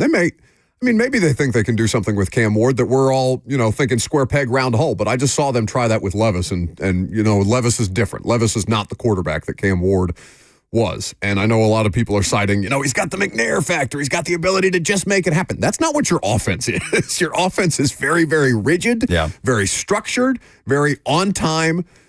That's not what Cam Ward's game has been. I don't want to doubt him before I see what he can do in the NFL, but I want for both of these players to have the best opportunities to succeed. I want for any player to have the best opportunity to succeed wherever they land. I don't know that that's here for Cam Ward. Don't do Cam Ward that disservice to assume that's going to carry over. Look at the defenses he did that against this past year. Credit to Cam Ward. He was phenomenal, setting NCAA records. His ascension has been so much fun to watch. But, yeah, I'm with you. Let's not put that on Cam Ward and expect that on day one. Look what's happening around the NFL with young quarterbacks. This year has been the anomaly with the rookie quarterbacks playing well. For the most part, the Anthony Richardsons and Bryce Youngs of the world and Will Levis are more on par with what you're going to get from a day one rookie. So, now that you have it, now that you know what your number one or what your draft order is going to be, what would you do with the number 1 overall pick? 615-737-1045. Let's start with Mick. Hey, guys. Hey, here's my idea. The Raiders have 2 third-round picks, and they want Shedeur Sanders. So I would suggest Tennessee swap their number 1s with Vegas. That gives Tennessee a number 6 pick. And then try to obtain one of the third-round picks that the Raiders have, as well as a second-round pick in next year's number 1. What do we make of that? Thank you for the call, Mick. So trade with the Raiders, who have expressed, or there's been rumblings about their interest in Shedeur. And it sounds like they might retain Antonio Pierce as the head coach. Oh, man. That would be a choice, I would say. He is scheduled to speak today, and there's been no statement or smoke to indicate that they would make a firing. Zach Lyons has suggested something similar, not specific to Shedeur, but about using that number 1 overall pick to get additional draft capital and try and get Max Crosby. I'd be curious to see what happens with Harold Landry this offseason, because he eclipsed 50 career sacks yesterday. Is that the quietest double-digit sack season? I mean, Derek Morgan had some quiet double-digit sack seasons. He's just a player that was around the situation. I think Harold's a better version. Derek was a solid player, but, for a first-round, Derek was a first-round pick. Harold was a second-round pick. They can get out from under Harold Landry's contract next year. They need edge rushers, though, so I don't know that I would be necessarily so quick to cast Harold Landry aside. 9 sacks this year. Without some level of guarantee. Yeah, if he'd have gotten one more, he would have gotten double digits. Yeah. My apologies. I don't know that I would be so quick to cast Harold Landry aside unless I could for sure get in the Max Crosby business. I would 100% be interested in getting into the Max Crosby business. So the logic being you will have the ability to get a pretty high pick next year, banking on the Raiders not being a good football team in 2025. But again, you have to be committed to genuinely rebuilding this exactly, thing. Yeah. I don't know what their level of commitment is with all this stuff. Other than they'll say one thing, and then oftentimes, in the case of the Titans organization, they'll do something else. Like I said, it's their right to do that. But the sustainability element of this, the thing that I most question about the sustainability is their ability to stick with the thing that they're trying to proposition or position as stable. Jason is next. Hey, guys.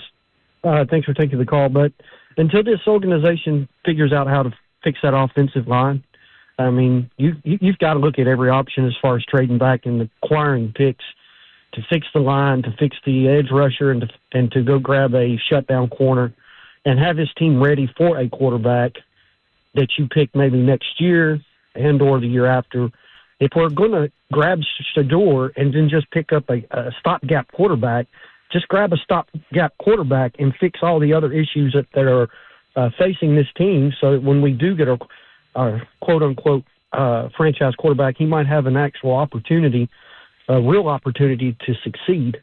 But no quarterback's going to succeed behind this offensive line. I don't care who they are. Thanks, guys. How far away is this offensive line? Because Radens is a free agent and Nicholas Petit-Frere, they're going to, they said they literally checked all the boxes this offseason without checking the right tackle box. No, they will essentially clean house at right tackle, I would expect, in terms of the guys that have rotated in as starters. Maybe John Njoku can come back as, a depth piece. But Jalen Duncan ever going to do health, anything? Obviously an issue there. But, no, obviously you need J.C. Latham to take a year 2 leap. And Lloyd Cushenberry, apparently, I saw Kaharski tweet out in the locker room, says he expects to be ready at training camp next year. Yeah, locker room clean-out day going on right now ahead of Brian Callahan's press conference in 2 hours, less than 2 hours. Yeah, you address right tackle, you should be in a much better spot with Bill Callahan at the helm. The problem there with Brian. Bill. Okay, Bill Callahan. The problem with that logic, though, in terms of, why draft a quarterback now if you're going to get a stopgap anyway? Then what happens when you're 8-9 with the stopgap, 7-10? Right? The opportunity is there with the number 1 pick. We understand the issue is the quarterbacks that are available to you with the number 1 pick. But it's much easier said than done to say, well, just address it next year, and then you're sitting there with the number 13 pick, or whatever it might be, assuming there is improvement with a stopgap stabilizing veteran quarterback. It's such an easy thing. Well, next draft has so many other options and all these positions in need. Just, continue to trade back, continue to stack draft picks. The way that people talk about college players as draft prospects before the college season starts, and then after that next college season has concluded, it can be pretty drastically different. A la Spencer Rattler, consensus number 1 overall pick, and then what did he end up being? A 5th round, 6th round? By the time he went to the Saints? 4th or 5th, I think 5th. And I don't want to play the game of Arch in 2026 because Arch Manning has done everything but follow a conventional path for prospects coming out of high school into college. I will be surprised if Arch Manning does not play at least 4 years at Texas. Just with the way he has approached everything, the way the Mannings do everything, the way he approached his recruitment. I'd be surprised if Arch Manning balls out this coming year and then declares and forgoes his senior season, personally.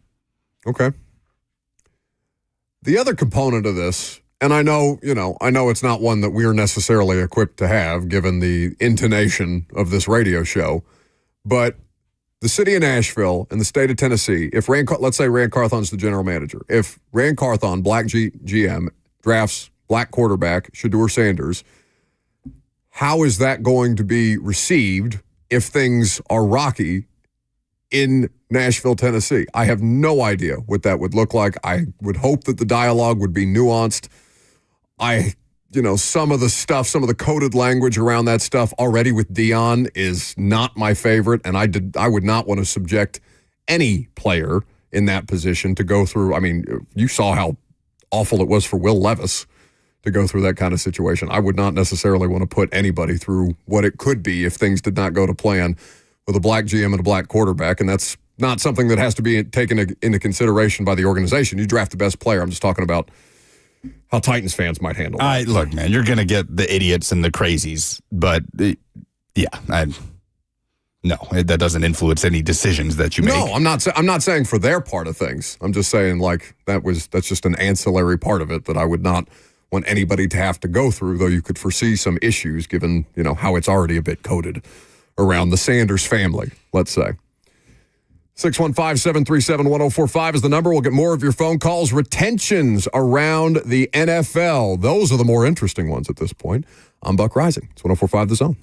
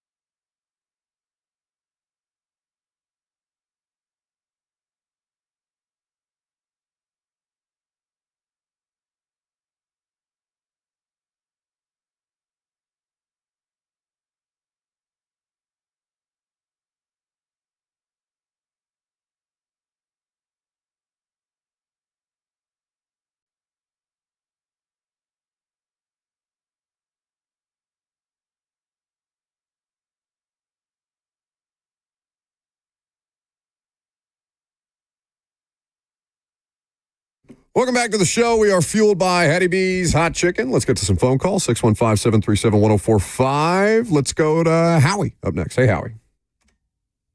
Fellas, first-time caller, but been watching y'all for a while. Glad to be able to call in today. Thanks for doing it. Happy New Year. To you, too. So I'm excited about the draft. The first-round pick, of course, it's exciting of what they're going to do. But I'm just concerned about the head coach, Brian Callahan. What do you guys think about just all year the seemingly slow decision-making? I mean, everything from throwing the red flag on plays to just slow adjustment, and to where it came around to kind of like Vrabel ball at the end as a good adjustment. Is that concern you guys in terms of like, will that mean anything for a new pick, no matter who we pick? I want your thoughts on that. Thanks a lot, guys. Appreciate it. Thanks for the call, Howie. There was two decisions that Brian Callahan made yesterday that I had issues with, or that I had questions about, rather. Did you see, you probably had a better angle on it than me at the game, if you caught it on television, the Nico Collins sideline catch on the first drive that didn't look like a catch. Apparently he was getting criticized, Callahan was, for not even making an attempt to challenge it. From our angle, it was impossible to tell whether, for like where we are in the press box on it would have been the East Bank sideline. West side sideline, the Riverside sideline, where the challenge might have been, but apparently the television broadcast was pretty critical of him. I haven't had an opportunity. Honestly, I don't know. I don't hear the TV. We're in studio. We have the radio on and the TV's on, but we're not hearing the TV call. So I have no idea if they were critical of him. The other one was the delay of game at the end of the third quarter when they're trying to do that tush-push looking, victory formation looking situation backed up on their own one. And then they get the delay of game out of a timeout, which is egregious. Now that I understood more because I was so confused. To me, that was a hard count and trying to sell the hard count with the worst case scenario being you're literally backed up an inch. I mean, literally in it. They couldn't have been, that ball could not have been spotted closer to the goal line. And if you take a delay, it's half the distance. Okay, move it another inch. Makes no difference. Best case scenario, they jump offside because they don't think you're going to take the delay a game. So I actually understood that approach. They all, like the players looked from my vantage point watching that, and that's the end zone that I'm closest to where I sit in the press box. They didn't look comfortable necessarily. Now, maybe you're not comfortable because you're backed up against your own one, and Levis ended up fumbling, and DMR had to recover that fumble. So what a wild sequence that was, because then you had the deep shot to Ridley to get him over 1,000. Yeah. Levis doing the money celebration on a play where Ridley didn't even hit an incentive. He just went over 1,000. Apparently the television broadcast got that wrong, too, because they were saying that he hit incentives. Oh, really? And that's not something that So what incentives did he have in terms of yardage? Do you know? There was nothing as far as yardage that I knew of. It was not like a Tony Pollard situation. You're sure there really didn't have any yardage incentives? No, I mean, I was texting PK and Tehran just to make sure that I didn't have it wrong, because I was looking for his incentives anywhere, because a lot of fantasy football people put those things out. I couldn't find anything on Calvin Ridley and yardage specifically. Now, whether he had catch incentives or not, I'm not sure, but I don't think there was anything to connote yardage, which made that money making it rain celebration that he did, that Levis did afterwards, before one play later having a fumbled exchange with Bryce Oliver on an end around, which is more Bryce Oliver's fault than it is with Levis's. It feels harsh that Levis got credited with the fumble, but I don't think that should have been the case. But Derek Barnett blew up Bryce Oliver on that play. The hometown kid coming back to Nashville with the scoop and score. What a sequence. I mean, listen, growing pains for first-year coaches are common. This first-year coach also had a roster that was insufficient and a starting quarterback that turned the ball over at a rate that we haven't seen since basically Jameis Winston 30 for 30 touchdowns, 30 interceptions. So it's exacerbated on Brian Callahan when you see those flaws. But yeah, there's plenty of places that he could stand to improve. This is the first time he's been on the sideline since when? As a coach, because he's been in the booth. Yeah, he was always in the booth in Cincinnati. As an offensive coordinator in Cincinnati, this first year he's been on the sideline. Now, you would like for those things to iron themselves out throughout the course of the season, but they had a million different problems this season. So I'm not like completely out on listen, even though I know that I'm advocating the clean house, like I'm not completely out on either of these people. I just think that this is a very unique circumstance that allows you to reset the board in a very, very unique way to make this job that's not very attractive look a lot more attractive than it might otherwise be. It's going to be a talking point next year, though, right? How Brian Callahan handles short yardage situations, how they orchestrate things in the red zone. Is going to be something that comes up a lot. I know that there were boos yesterday when he opted to kick a field goal just to get points on the board as opposed to going for it on fourth down. Was that after they recovered that fumble, the Daryl Worley forced fumble that Jarvis Brownlee recovered? I want to say that was the ensuing drive, but I don't remember just getting points out of it specifically because they were down 13-0 for the bulk of that half, and then managed to eke out a field goal there. So yes, it will be a part of it at that point in time. Let's go to, is it Vester? Yes, that is correct. How you doing, guys? Good. Thanks for taking my call. Sure. First time caller from Jackson, Tennessee, man. All right. We love it. Yeah, man, I watch you guys every day. Back in 2021, there was a young man from Jackson, Tennessee that wanted to be drafted by the Tennessee Titans really bad, and of course he ended up going in 6 rounds to the Kansas City Chiefs, none other than Trey Smith, offensive lineman. Now with he is a free agent, going to be a free agent at the end of this season. With the problems that the offensive line have with the Tennessee Titans, should the Titans make a special effort to try to go after his hometown kid to bring him back to Tennessee? Just want to hang up and get your thoughts on that. Thank you so much. Keep up with the good work, too. Thanks for the call. Listen, if he's available, I would absolutely make an effort to sign him. The question is, are they going to let him hit the market? They might. Chiefs, they let L'Jarius Sneed go because they weren't interested in paying L'Jarius Sneed. What is he making? $17.6 million a year? That cap hit goes to 24 next year, by the way. It's a pretty tough thing that they're going to have to work around. Yeah, you need him healthy. Desperately. And that's no sure thing based on what he was saying last week in the locker room when reporters saw him for the first time since he was officially put on injured reserve. Listen, I'm all for Trey Smith. I was for Trey Smith when he fell in the draft. They picked Brady Breeze like 3 picks above him, the safety special teamer out of Oregon. Brady Breeze, I don't even think made it through training camp here in that year. Ended up on the Vikings or Lions practice squad, I want to say. And Trey Smith is a Pro Bowl guard for the Kansas City Chiefs on a 6-round pick salary, a 2-time Super Bowl champ.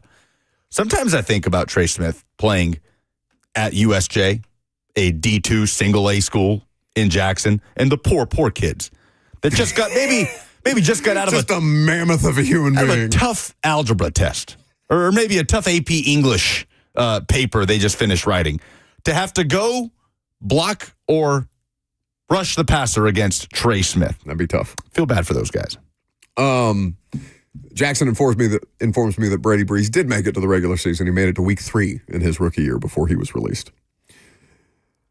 Let's do some retentions here before we get to more phone calls, because we do want to get to your phone calls, so hang with us, and if you want to jump in, 615-737-1045. But it is Black Monday. There's a lot of things going on, and the bigger news is who's being kept as opposed to who's being fired at this point in time. So the Giants, the Colts, and the Dolphins have all put out statements that they are retaining both their head coach and their general manager. Maybe the biggest retention news around the NFL is Trent Baalke in Jacksonville. Nonsense. The most surprising, at least. But in terms of the tandems that are coming back, Giants are bringing back Brian Daboll and Joe Schoen. Jim Irsay quickly put out a statement that they are retaining Chris Ballard, the GM, and Shane Steichen, the head coach in Indy. Did you see McAfee?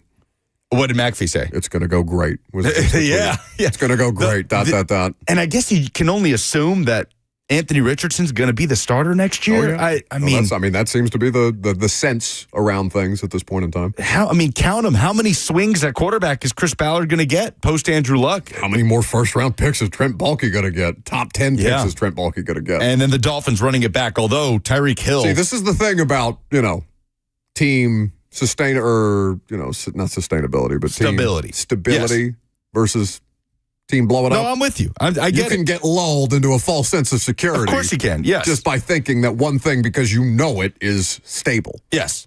Now, Titans are so much earlier in this regime 100% than agree. Any of those teams. Ballard has been there, I think, 9 years. They've not won the AFC South once. Yeah.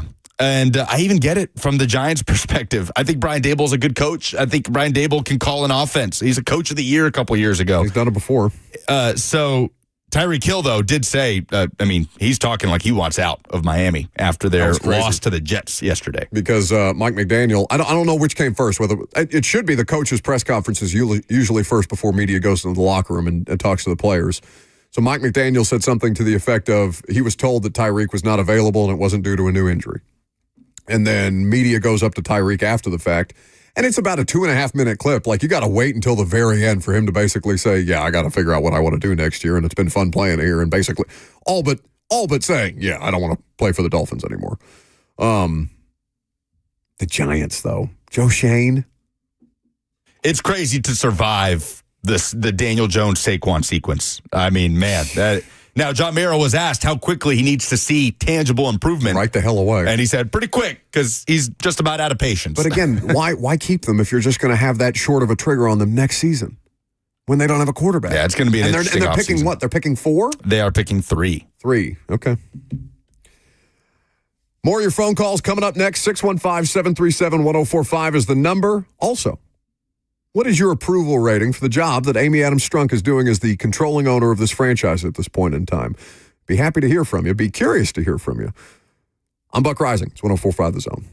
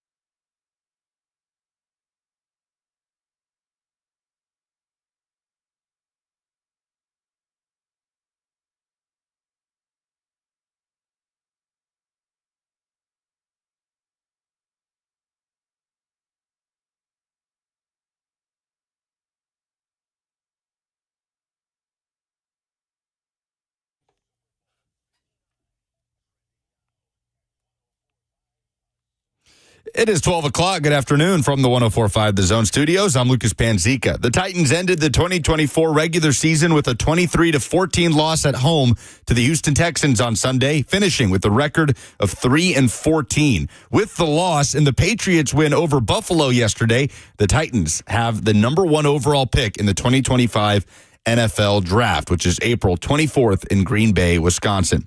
It is Black Monday across the NFL. The Patriots have fired head coach Gerard Mayo. The Jaguars have fired Doug Peterson, but will retain general manager Trent Baalke. Multiple teams have put out statements announcing the retention of their head coach and GM tandem. That includes the New York Giants, the Indianapolis Colts, and the Miami Dolphins. No news to this point around the Tennessee Titans. Brian Callahan will have his end-of-season press conference later today, coming up at 1:30. For all your foundation repairs and waterproofing needs, visit USSTN.com. Breaking news at once on your home for the Titans and Vols. This is 104.5 The Zone.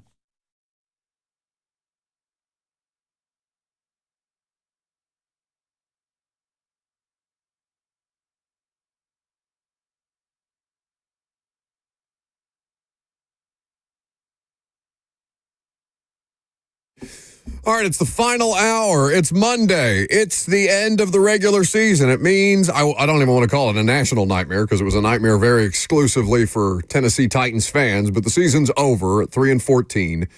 The number 1 overall pick has been secured. What you choose to secure with that number 1 overall pick, be it more picks, be it a player, there's going to be a lot of discussion around what they should do. This is the most relevant they've been in the football season, yeah?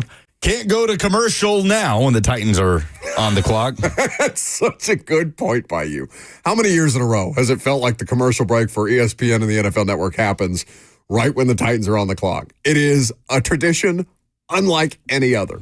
And it truly, I mean, I know Titans fans get in their head. I think they have a persecution complex to an extent, but there's a lot of truth to the slights that you feel. Some are imagined, some are very, very real. Most are very, very real. Especially when you go 3-14 and you've never been less relevant than you were prior to yesterday securing that number 1 overall draft pick. Well, no, they have been less relevant in their past. Now, that's not to say that that's the standard because that is not an enjoyable place to be. But I've seen a lot of Drew Aller in the F&M Bank chat. Isn't he going back? Let me remind people. Yeah, Drew Aller's playing for Penn State next year. So I am fascinated, though, if he just continues to play well. And he wasn't perfect against Boise State. Penn State probably should have pulled away earlier than they did in that game.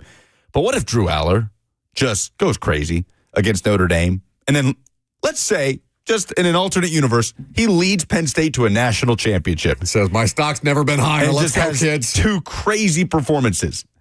In this quarterback class, it'd be tough to come back to school. I mean, we'll see what happens. But yeah, he has announced he's coming back. Their backup had to hit the portal and leave.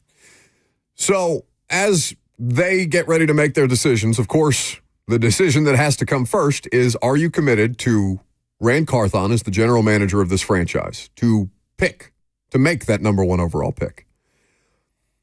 She doesn't have to say anything, I guess. Like, there doesn't have to be a statement, right? No. She doesn't have to. She can just roll with it and, say, what do you mean? There's nothing going on here. I mean, the teams that have put out statements are the Giants, Colts, Dolphins. Are there any other Patriots? And the Patriots. Sorry, the teams that have not fired anybody. Okay. Because you fire someone, you put out a statement.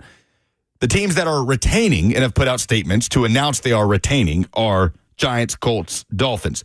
Any other teams that you think could stand to officially declare? Jags did put out a statement through Tom Pelissero about retaining Trent Baalke. And they did make a firing. They fired Doug Peterson. A firing, but the more interesting thing there is the retention. Yes? No doubt about that. Because that is the one that requires more explanation. Don't think the Browns have made a statement. Andrew Berry, actually, no, he did. He held a press conference just a couple hours ago. The general manager. And they're expected back, though. They fired their offensive coordinator, Ken Dorsey, and they fired their offensive line coach yesterday, if I'm not mistaken. Bill Callahan's replacement. So they don't have to say anything about the front office. I don't know that it helps things, though, to just let it hang in the balance, because Brian Callahan is obviously getting ready to give a press conference in an hour and a half. And I assume it's a fair question to ask of Brian Callahan, hey, do you know anything about Rand's status? And of course, I think he's just going to say, hey, I'm just trying to do my job and trying to move forward with who I think. But like, he's definitely going to be asked if he's been given assurances about who will be the general manager, because he has the number 1 overall pick. His team has the number 1 overall pick. So if he's expected back, I'm sure he also wants to know who's going to be making that decision. Who am I going to have my input heard by? Now, they have a very unique setup here. Well, it's not unique because there are other places in the league that have similar setups. There are other places in the league that have assistant general managers. There are other places in the league that have assistant general managers that were promoted to president of football operations. And that is what is currently in Tennessee. Rand Carthon is the general manager and executive vice president. Chad Brinker is in a role above him as the president of football operations. And then there's Anthony Robinson, who is Rand Carthon's assistant general manager. I am curious to know what she's going to do. We all are curious to know what she's going to do. I don't think anybody has a really good sense, other than there has been at least some unease, some level of unease from ownership with the way that this thing has gone. And that, of course, has a huge impact on where they go from here. But also what has a huge impact on where they go from here is the person whose team this is, Amy Adams Strunk. I've been very critical of everything involved with this season. And I think the thing that I landed on, because you were pushing me on at the start of the show to just, say what I want to say about what I think they should do with the coach and the GM. And I said the number 1 overall pick allows you a golden opportunity to clean house. I think you should take it. The other part of that is, though, as Titans fans, what is your approval rating currently of your controlling owner? Because I think a lot of people are going to point at Callahan or point at Levis and point at Rand without necessarily talking about Amy in this, though plenty of people have, I think, voiced a level of displeasure with the direction that the franchise is heading in, or with the direction they think the franchise is heading in, and that to hear her say anything to clearly articulate what the plan here is would make people feel better, yes? Yeah, I think so. It's not necessary, but it would help. Again, people like to bring up the example of the Lions. Well, look how the Lions struggled, but the Lions owner got out there and, made sure to emphasize, hey, at 1-5, this is why we're riding with Dan Campbell, and I'm blanking on the general manager's name there. Brad Holmes. Well, yeah, Titans fans just want to know one way or another what direction they're going in the offseason in terms of the leadership, who's going to be calling the shots in a massive offseason. It's the second time in the last 40 years they've had the number 1 overall pick. Doesn't happen that often. Hopefully, it doesn't happen that often.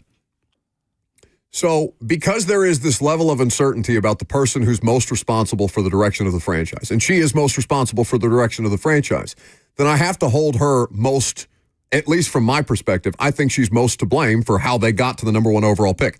The number 1 overall pick is an exciting thing. It is hope. It can change your franchise. It should not be celebrated. The route to get there was not celebrated, and it's very easy after the fact to be like, oh, thank God, after so much bad, we finally have something good. I completely understand that sentiment, but decisions were made here that directly led to them being a 3-14 football team.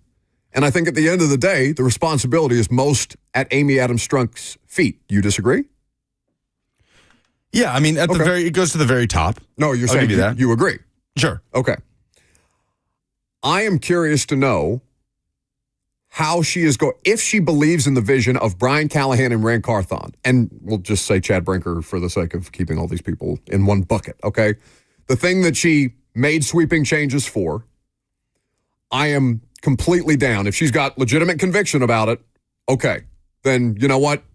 F everybody who says anything else. If you believe and you feel good about the plan and you've seen enough progress to think that the plan ultimately is headed in the right direction, even if it took a serious step back this year, then I'm okay with that.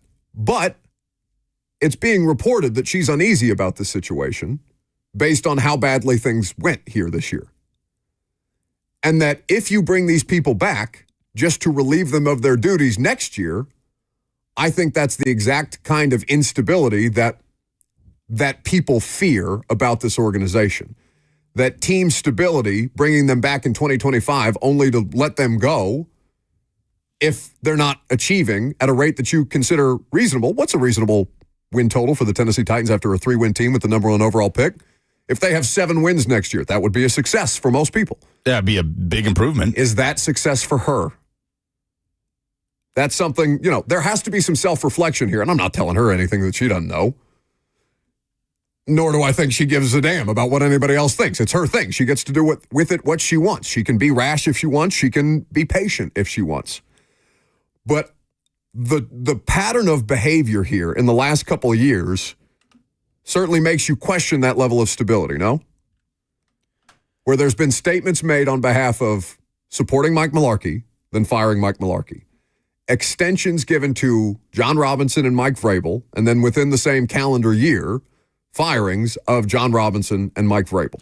Yeah, now, and there are reasons that all of those individuals lost their jobs. Pause there for a moment. Sure. Yeah, I think she is. Because they got extensions before John traded AJ, but also she greenlighted the AJ trade. Like, I don't really take big issue with any of those moves. No, most people would not, except for the AJ thing. The AJ thing. Oh, yes. AJ I'm talking about the firing of Mike Mularkey, John Robinson, and Mike Vrabel at the time that they happened. I understand why, too, that the optics of firing John Robinson on Monday after the embarrassing Eagles loss and everything that went into that 7-5 top of the division. I also think 7-5 top of the division is kind of a misleading thing to throw out there because Titans were 7-5. They had just gotten destroyed by the Eagles. They were embarrassed. And by the player that they traded. But also, again, he gets held by the vast majority of people. He gets held solely responsible for A.J. Brown. And yes, he is the general manager over personnel, but she greenlit the trade. And now, we don't know. That could have been a situation too far gone. They had no options at that point. We have no idea where things truly went wrong in the negotiations with A.J. Brown. Well, John Robinson. We have A.J. Brown's version of the story. No, we also have John Robinson's version of the story. That's very much out there. I remember. We have both sides. Okay. Because I don't know that was, and maybe it still shouldn't be, but both perspectives have been put out there, let's say. But it didn't get done, and he was the person in charge of getting it done. Correct. So she makes these sweeping changes. She says 6-11 is unacceptable. She talks about the direction that they're heading in, and they unequivocally take a step back, and now she is reportedly uneasy about just how poorly things have gone there, and we all sit and await a statement that could very cleanly put this thing to bed one way or the other. The question is, do you trust her to continue to make good decisions? Because it is her thing. She gets to make these decisions, but it's incumbent upon you to decide whether or not you want to support them as the fan base. There's a lot of you guys that are loyal to that logo for completely understandable reasons. Many of you have grown up here. You're lifelong Titans fans for as long as they've been here. Maybe you're Houston Oilers fans going back to them back in the day. Maybe it's so ingrained in you that you'll support them no matter what they do. But at a certain point, you have to really look at the decision-making process that got us to this particular point, even if the number 1 overall pick feels good, and say, is this person still doing the best possible job the way that she very much started out doing the best possible job when she took this thing over in 2015? Amy Adams-Strunk has been a good owner. I don't know if that's a trend that has continued, and I would argue these last 3 seasons when all this real contentiousness within the organization at a variety of different levels started. That's the thing that Titans fans have to think about. 615-737-1045. We can talk about it. You take your calls. Coming up next, we can also talk about what the biggest problem was in 2024. I'm Buck Rising. It's 104.5 The Zone.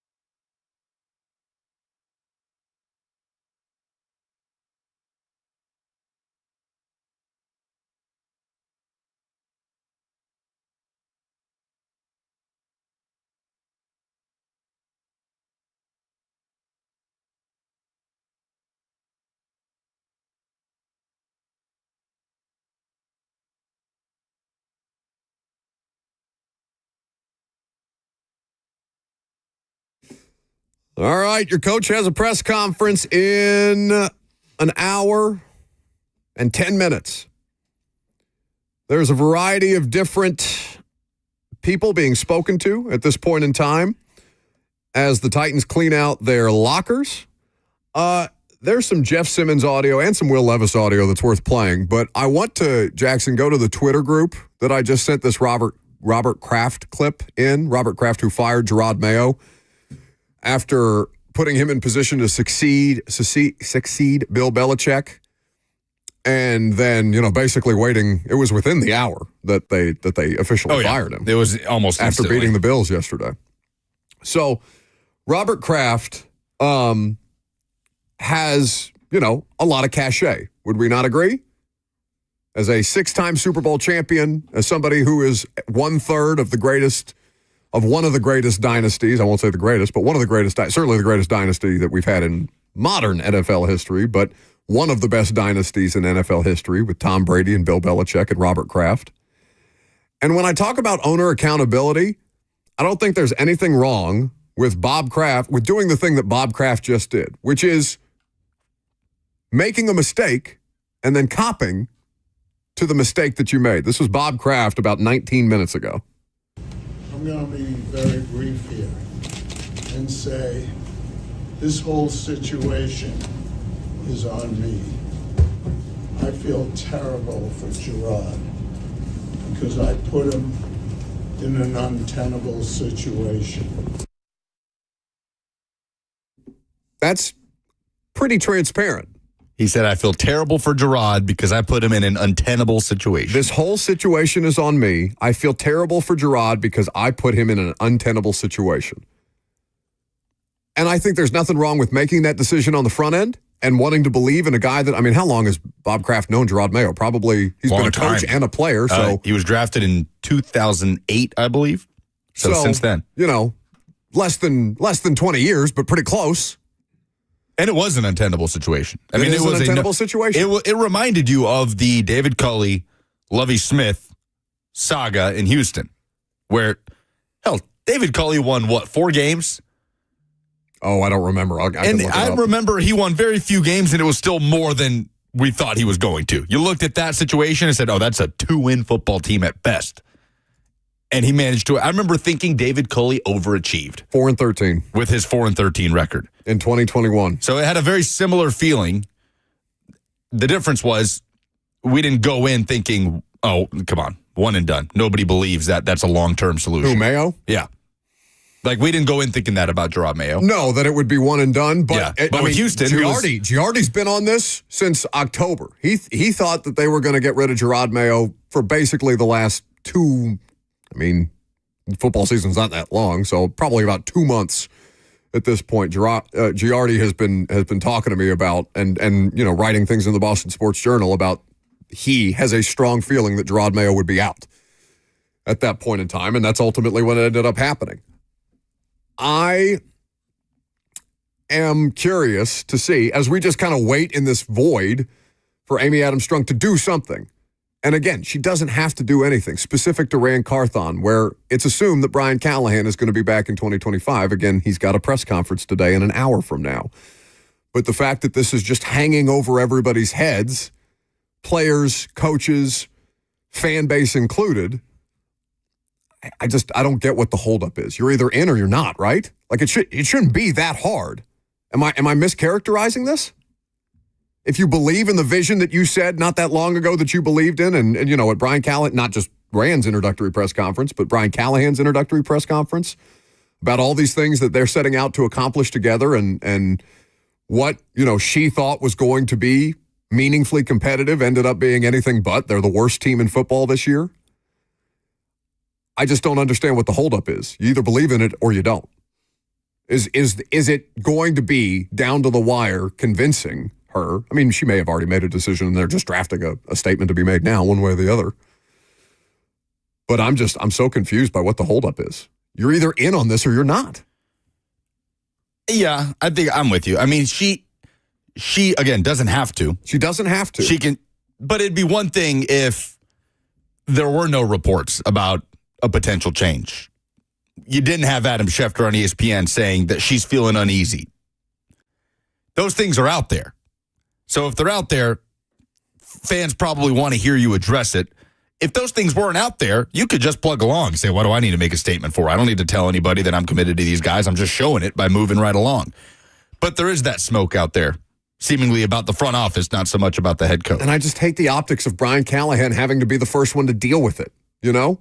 Because it's the same thing that happened to Rand Carthon last year when they canned Mike Vrabel. And I think that's her fault. Matt on the F&M Bank chat says, you guys are pushing this. I don't think we really care. We want to know what their opinion on this pick is going to be. Yeah, but you have to know who's drafting them. Like wait, you guys are pushing this. I don't think we really care. And then to follow that up with, we want to know what their opinion on this pick is going to be. Yeah, that's fine. But you have to know what structure is in place for the people responsible for making the pick. And then, furthermore, building around the pick. This is that nebulous vision thing that we talk about. It's important to have. It's important to have a plan. They may have the plan that they're prepared to stick with it, but they're letting it hang out there unnecessarily at this point in time. 615-737-1045 is the number if you want to jump in. Let's go to Swab Zombie. Hey, what's going on, guys? So, according to the NFL requirements and standards, the Tennessee Titans were the worst NFL team this year. Yes. And we've already established we cannot fire Miss Amy, but what we do know is she doesn't know football and that she has instilled the trust of the organization and the people that have taken advantage of her not knowing football. We can't fire Callahan, in my opinion, because we can't expect to hire anyone that wants an actual career, given Callahan's situation. The table was already set. I think he was just hired in the position he came in to be a good soldier and kind of relay the message down. I believe Levis was dictated from the organizational top, so I do believe we clean house from below Miss Amy all the way to Callahan. That's 60 seconds on the clock, but I get your point. You want to clean house. Listen, I don't know. Amy Adams Strunk is a football lifer in the same way that she's been around football her entire life. Like Brian Callahan's been around football his entire life. And I know it's different because one's a former collegiate quarterback and, son of a coach and things like that. Amy Adams Strunk has been around her father's organization for the bulk of her lifetime at this point. She spent far more time around football than anybody in this room, right? Look, we've seen her hire good football people and let those people do those jobs. She had 6 consecutive winning seasons. Again, just because you have a dip in your performance, everybody has dips in their performance, yeah? For one reason or another. Like who is a stellar example, a shining example of whatever it is in their respective careers the entire way through? Did Michael Jordan have down moments? Did Tom Brady have down moments? Yes, in all of these professions, people have dips. It's how you make the corrections that defines you. Yeah, it's this pivotal moment where the spotlight's on her. This is a pivotal moment. Because think about how much the spotlight has never been more on them and as a result on her. Think about how much praise she got, and rightfully, during that run, during those 6 years. Because you almost never heard from her, right? And we use that as a positive with Amy Adams Strunk. She wasn't a meddling owner. She'd be around, right? She'd be on the field pregame and signing autographs, taking pictures, Miss Amy. But she didn't do press conferences then. We never heard from her then. That's the easy stuff. No, I understand. I'm saying she got a ton of praise for that. Yeah. But now it's in this moment that you want to hear from her because it's a different situation. It's a huge turning point for the franchise. And I do think, in the same way that we talked about coded language around Shedeur Sanders and Deion Sanders. Like, there's going to be plenty of coded language around Amy Adams Strunk. And there, regardless of whether you think that should still exist in 2024, criticisms of a woman running an NFL franchise, I think it's nonsense. I think there's plenty of people who are very capable of doing those jobs. Again, the Lions owner is highly capable at doing her job. Donna Ponte, who is a league official, is going to be talked about potentially as being one of the NFL's first female general managers. Like, that's not something that should be held against her, even though some people, are clearly going to bring their biases to the table and be like, well, she's a chick. She doesn't know ball. There are so many smart women talking about football that never played football, smarter than some of the athletes that are talking about football on a regular basis. No better example than Mina Kimes. No better example than Mina Kimes, who proves on a day-in, day-out basis that you can know everything there is to know about ball without ever having played the sport. So that's not something that should continue to exist. But again, it's about where they go from here. Yeah. Just as it was when they made sweeping changes last year, it is still on her. Where do you go from here? Yeah, the point is we have a sample size of her being everything you want in an NFL owner. Everything you want. Hire the right people, let them do the job, and you're there, but you're not in the way. That is what Amy Adams Strunk has been for the majority of her time as the controlling owner. But this is a moment where people do want to hear from her because it's a pivotal moment for the franchise. But yeah, this revisionist history that the football team can never be successful while she's the controlling owner. No, I mean we don't have to go. We don't even have to go that far back, right? Like we're sitting there at 7-3 midway through the 2022 season. Let's go to Sue Ann next. Hey, you guys, thanks for taking my call. Always a pleasure. So, first off, we have unfinished business. Back at the beginning of the season, two somebodies put out into the universe make a bold prediction. Well, the universe answered back and made a bold prediction. And I was wrong. But in my defense, I did not know that Will Levis was going to be suffering from present offensive line stress disorder. And present. I didn't know that NPF was going to be a right tackle like he played like he was Tinkerbell, but he didn't have a wand, although he may have thought he had a wand, but he didn't. And my big complaint for all these years of being a, very staunch Titans fan is that they've never truly, whatever that means, supported the quarterback with an offensive line that can and will protect to the point where no matter how bad you are as a quarterback, your offensive line is there to have your back. And I'm not saying keep Will Levis, but I'm not crazy about the quarterback choices that we have. And I'm still thinking that, sticking with Ran and Brian and his dad, Bill, and maybe there's some other changes that need to be made, but completely 86ing everybody and then starting completely over now is actually, if that's what needs to happen, it's better now than, halfway into the season. It's like you go after a splinter, right?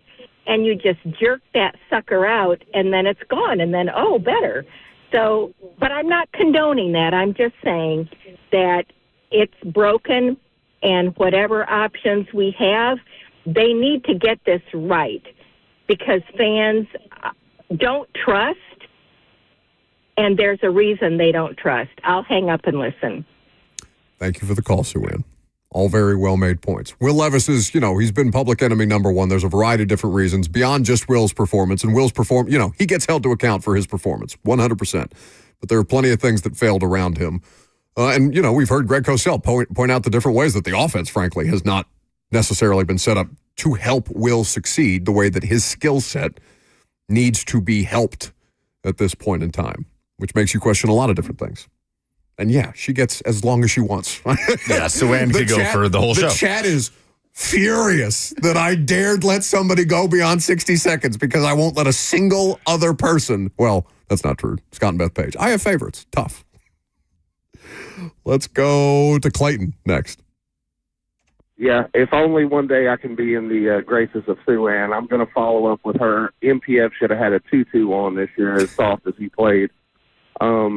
it just seems like Amy Adams is giving out participation trophies and is scared to make somebody earn the job. I don't care if you made the decision to put him in the spot.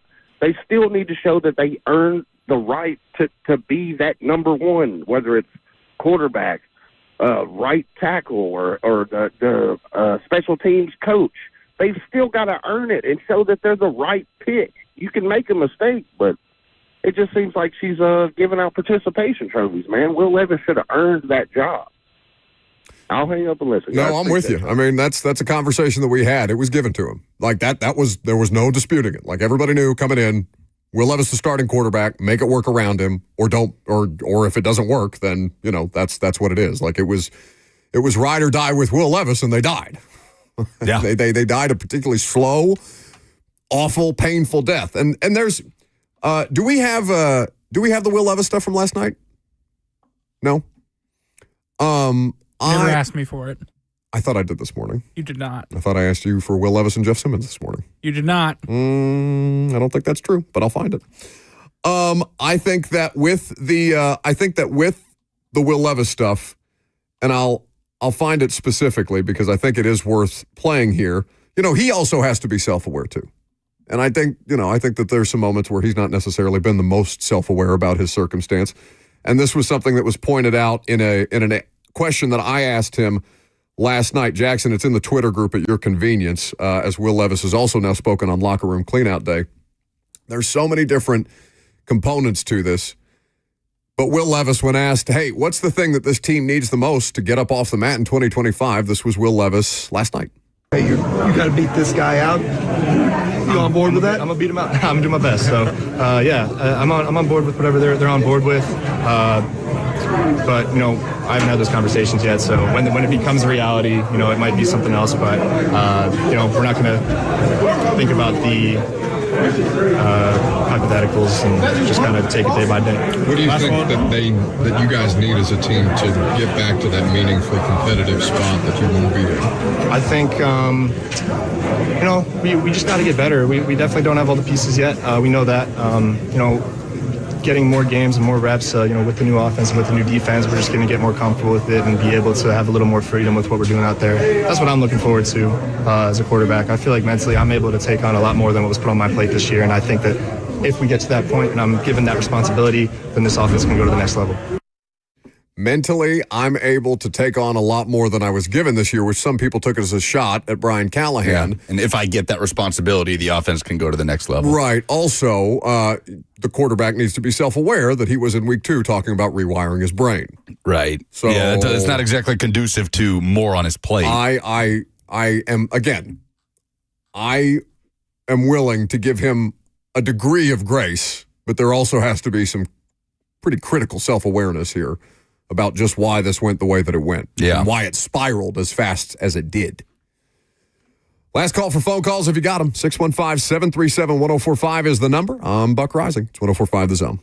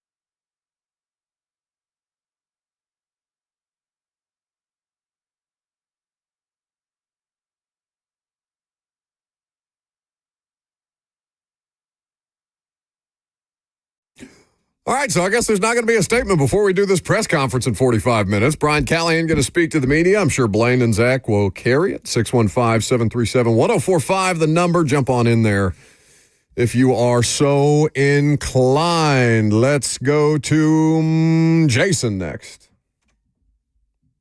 Hey, Buck. Hey. Before I get started, I wanted to congratulate you. You're one of the best radio announcers and AEZ sports announcers. Well, I appreciate that. That's not true at all, but I appreciate it. Music.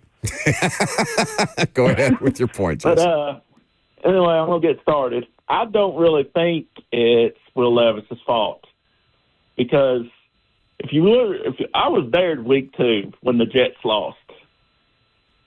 But half the damn time, the coach didn't know what the hell he was doing.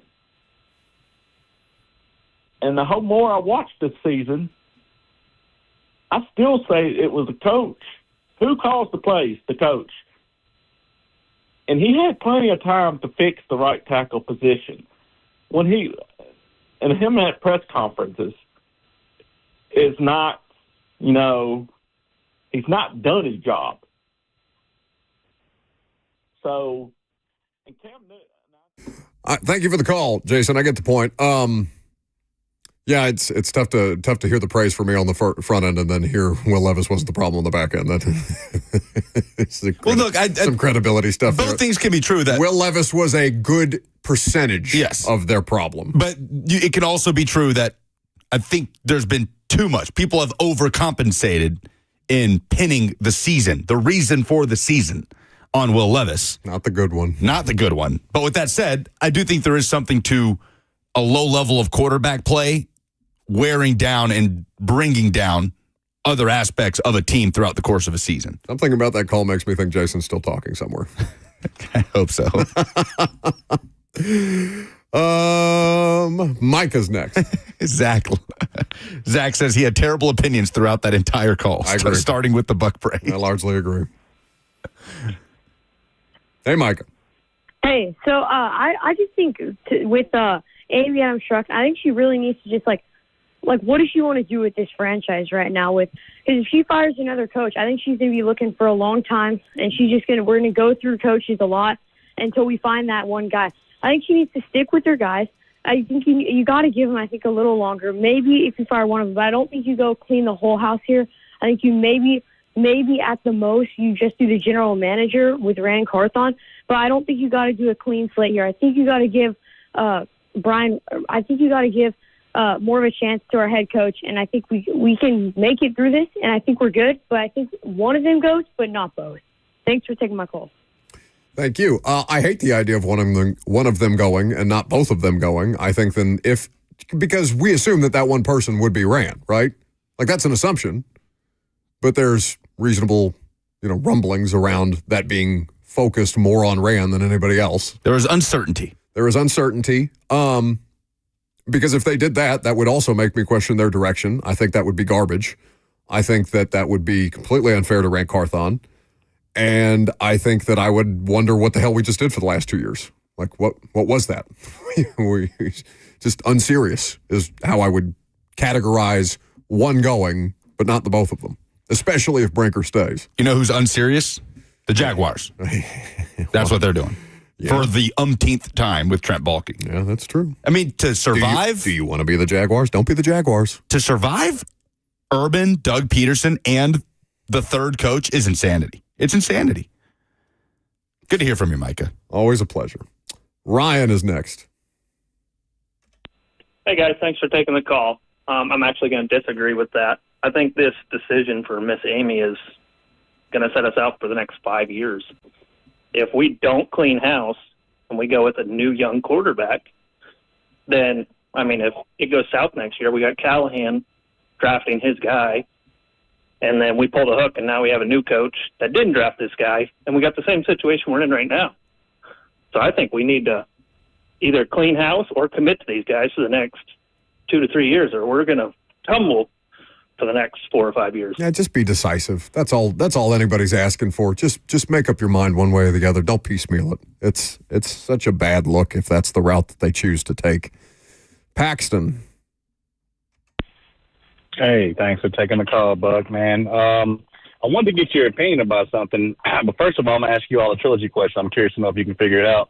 When was the last time the Oilers/Titans took a quarterback or anyone at first overall pick? Anybody got a guess? Just curious. Anyone? Oh. The last time they had the number one, like the Oilers or Titans? I wouldn't have the answer because the last time they had it, they traded it. Fade him back up, Jackson. I assume he's got the answer. What do you got? Okay, excellent work by Paxton. Didn't have the answer. I was just asking a trivia question. I don't know the answer. I suppose we could look that up. All right. We ready for some polls?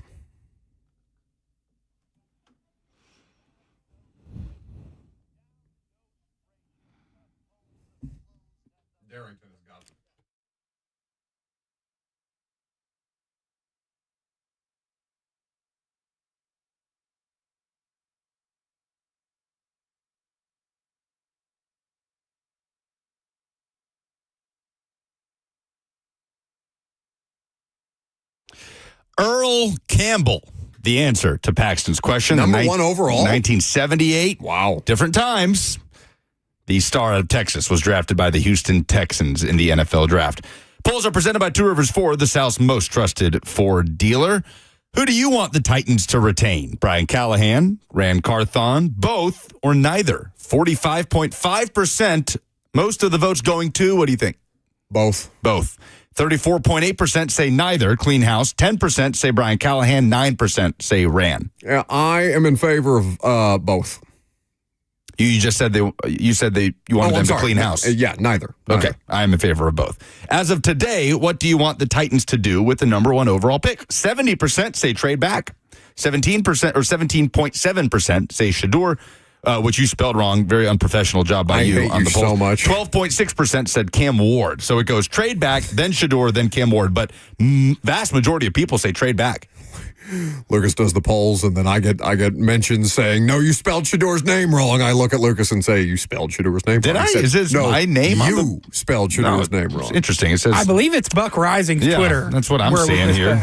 What is the most? I'm watching the league a lot. I think about the word collusion a great deal at this point in time. But it's better than collaboration. Vast majority of those votes saying trade back. Do you approve or disapprove of the job Amy Adams Strunk has done as Titans controlling owner? 70% saying disapprove, 30% approve. I disapprove.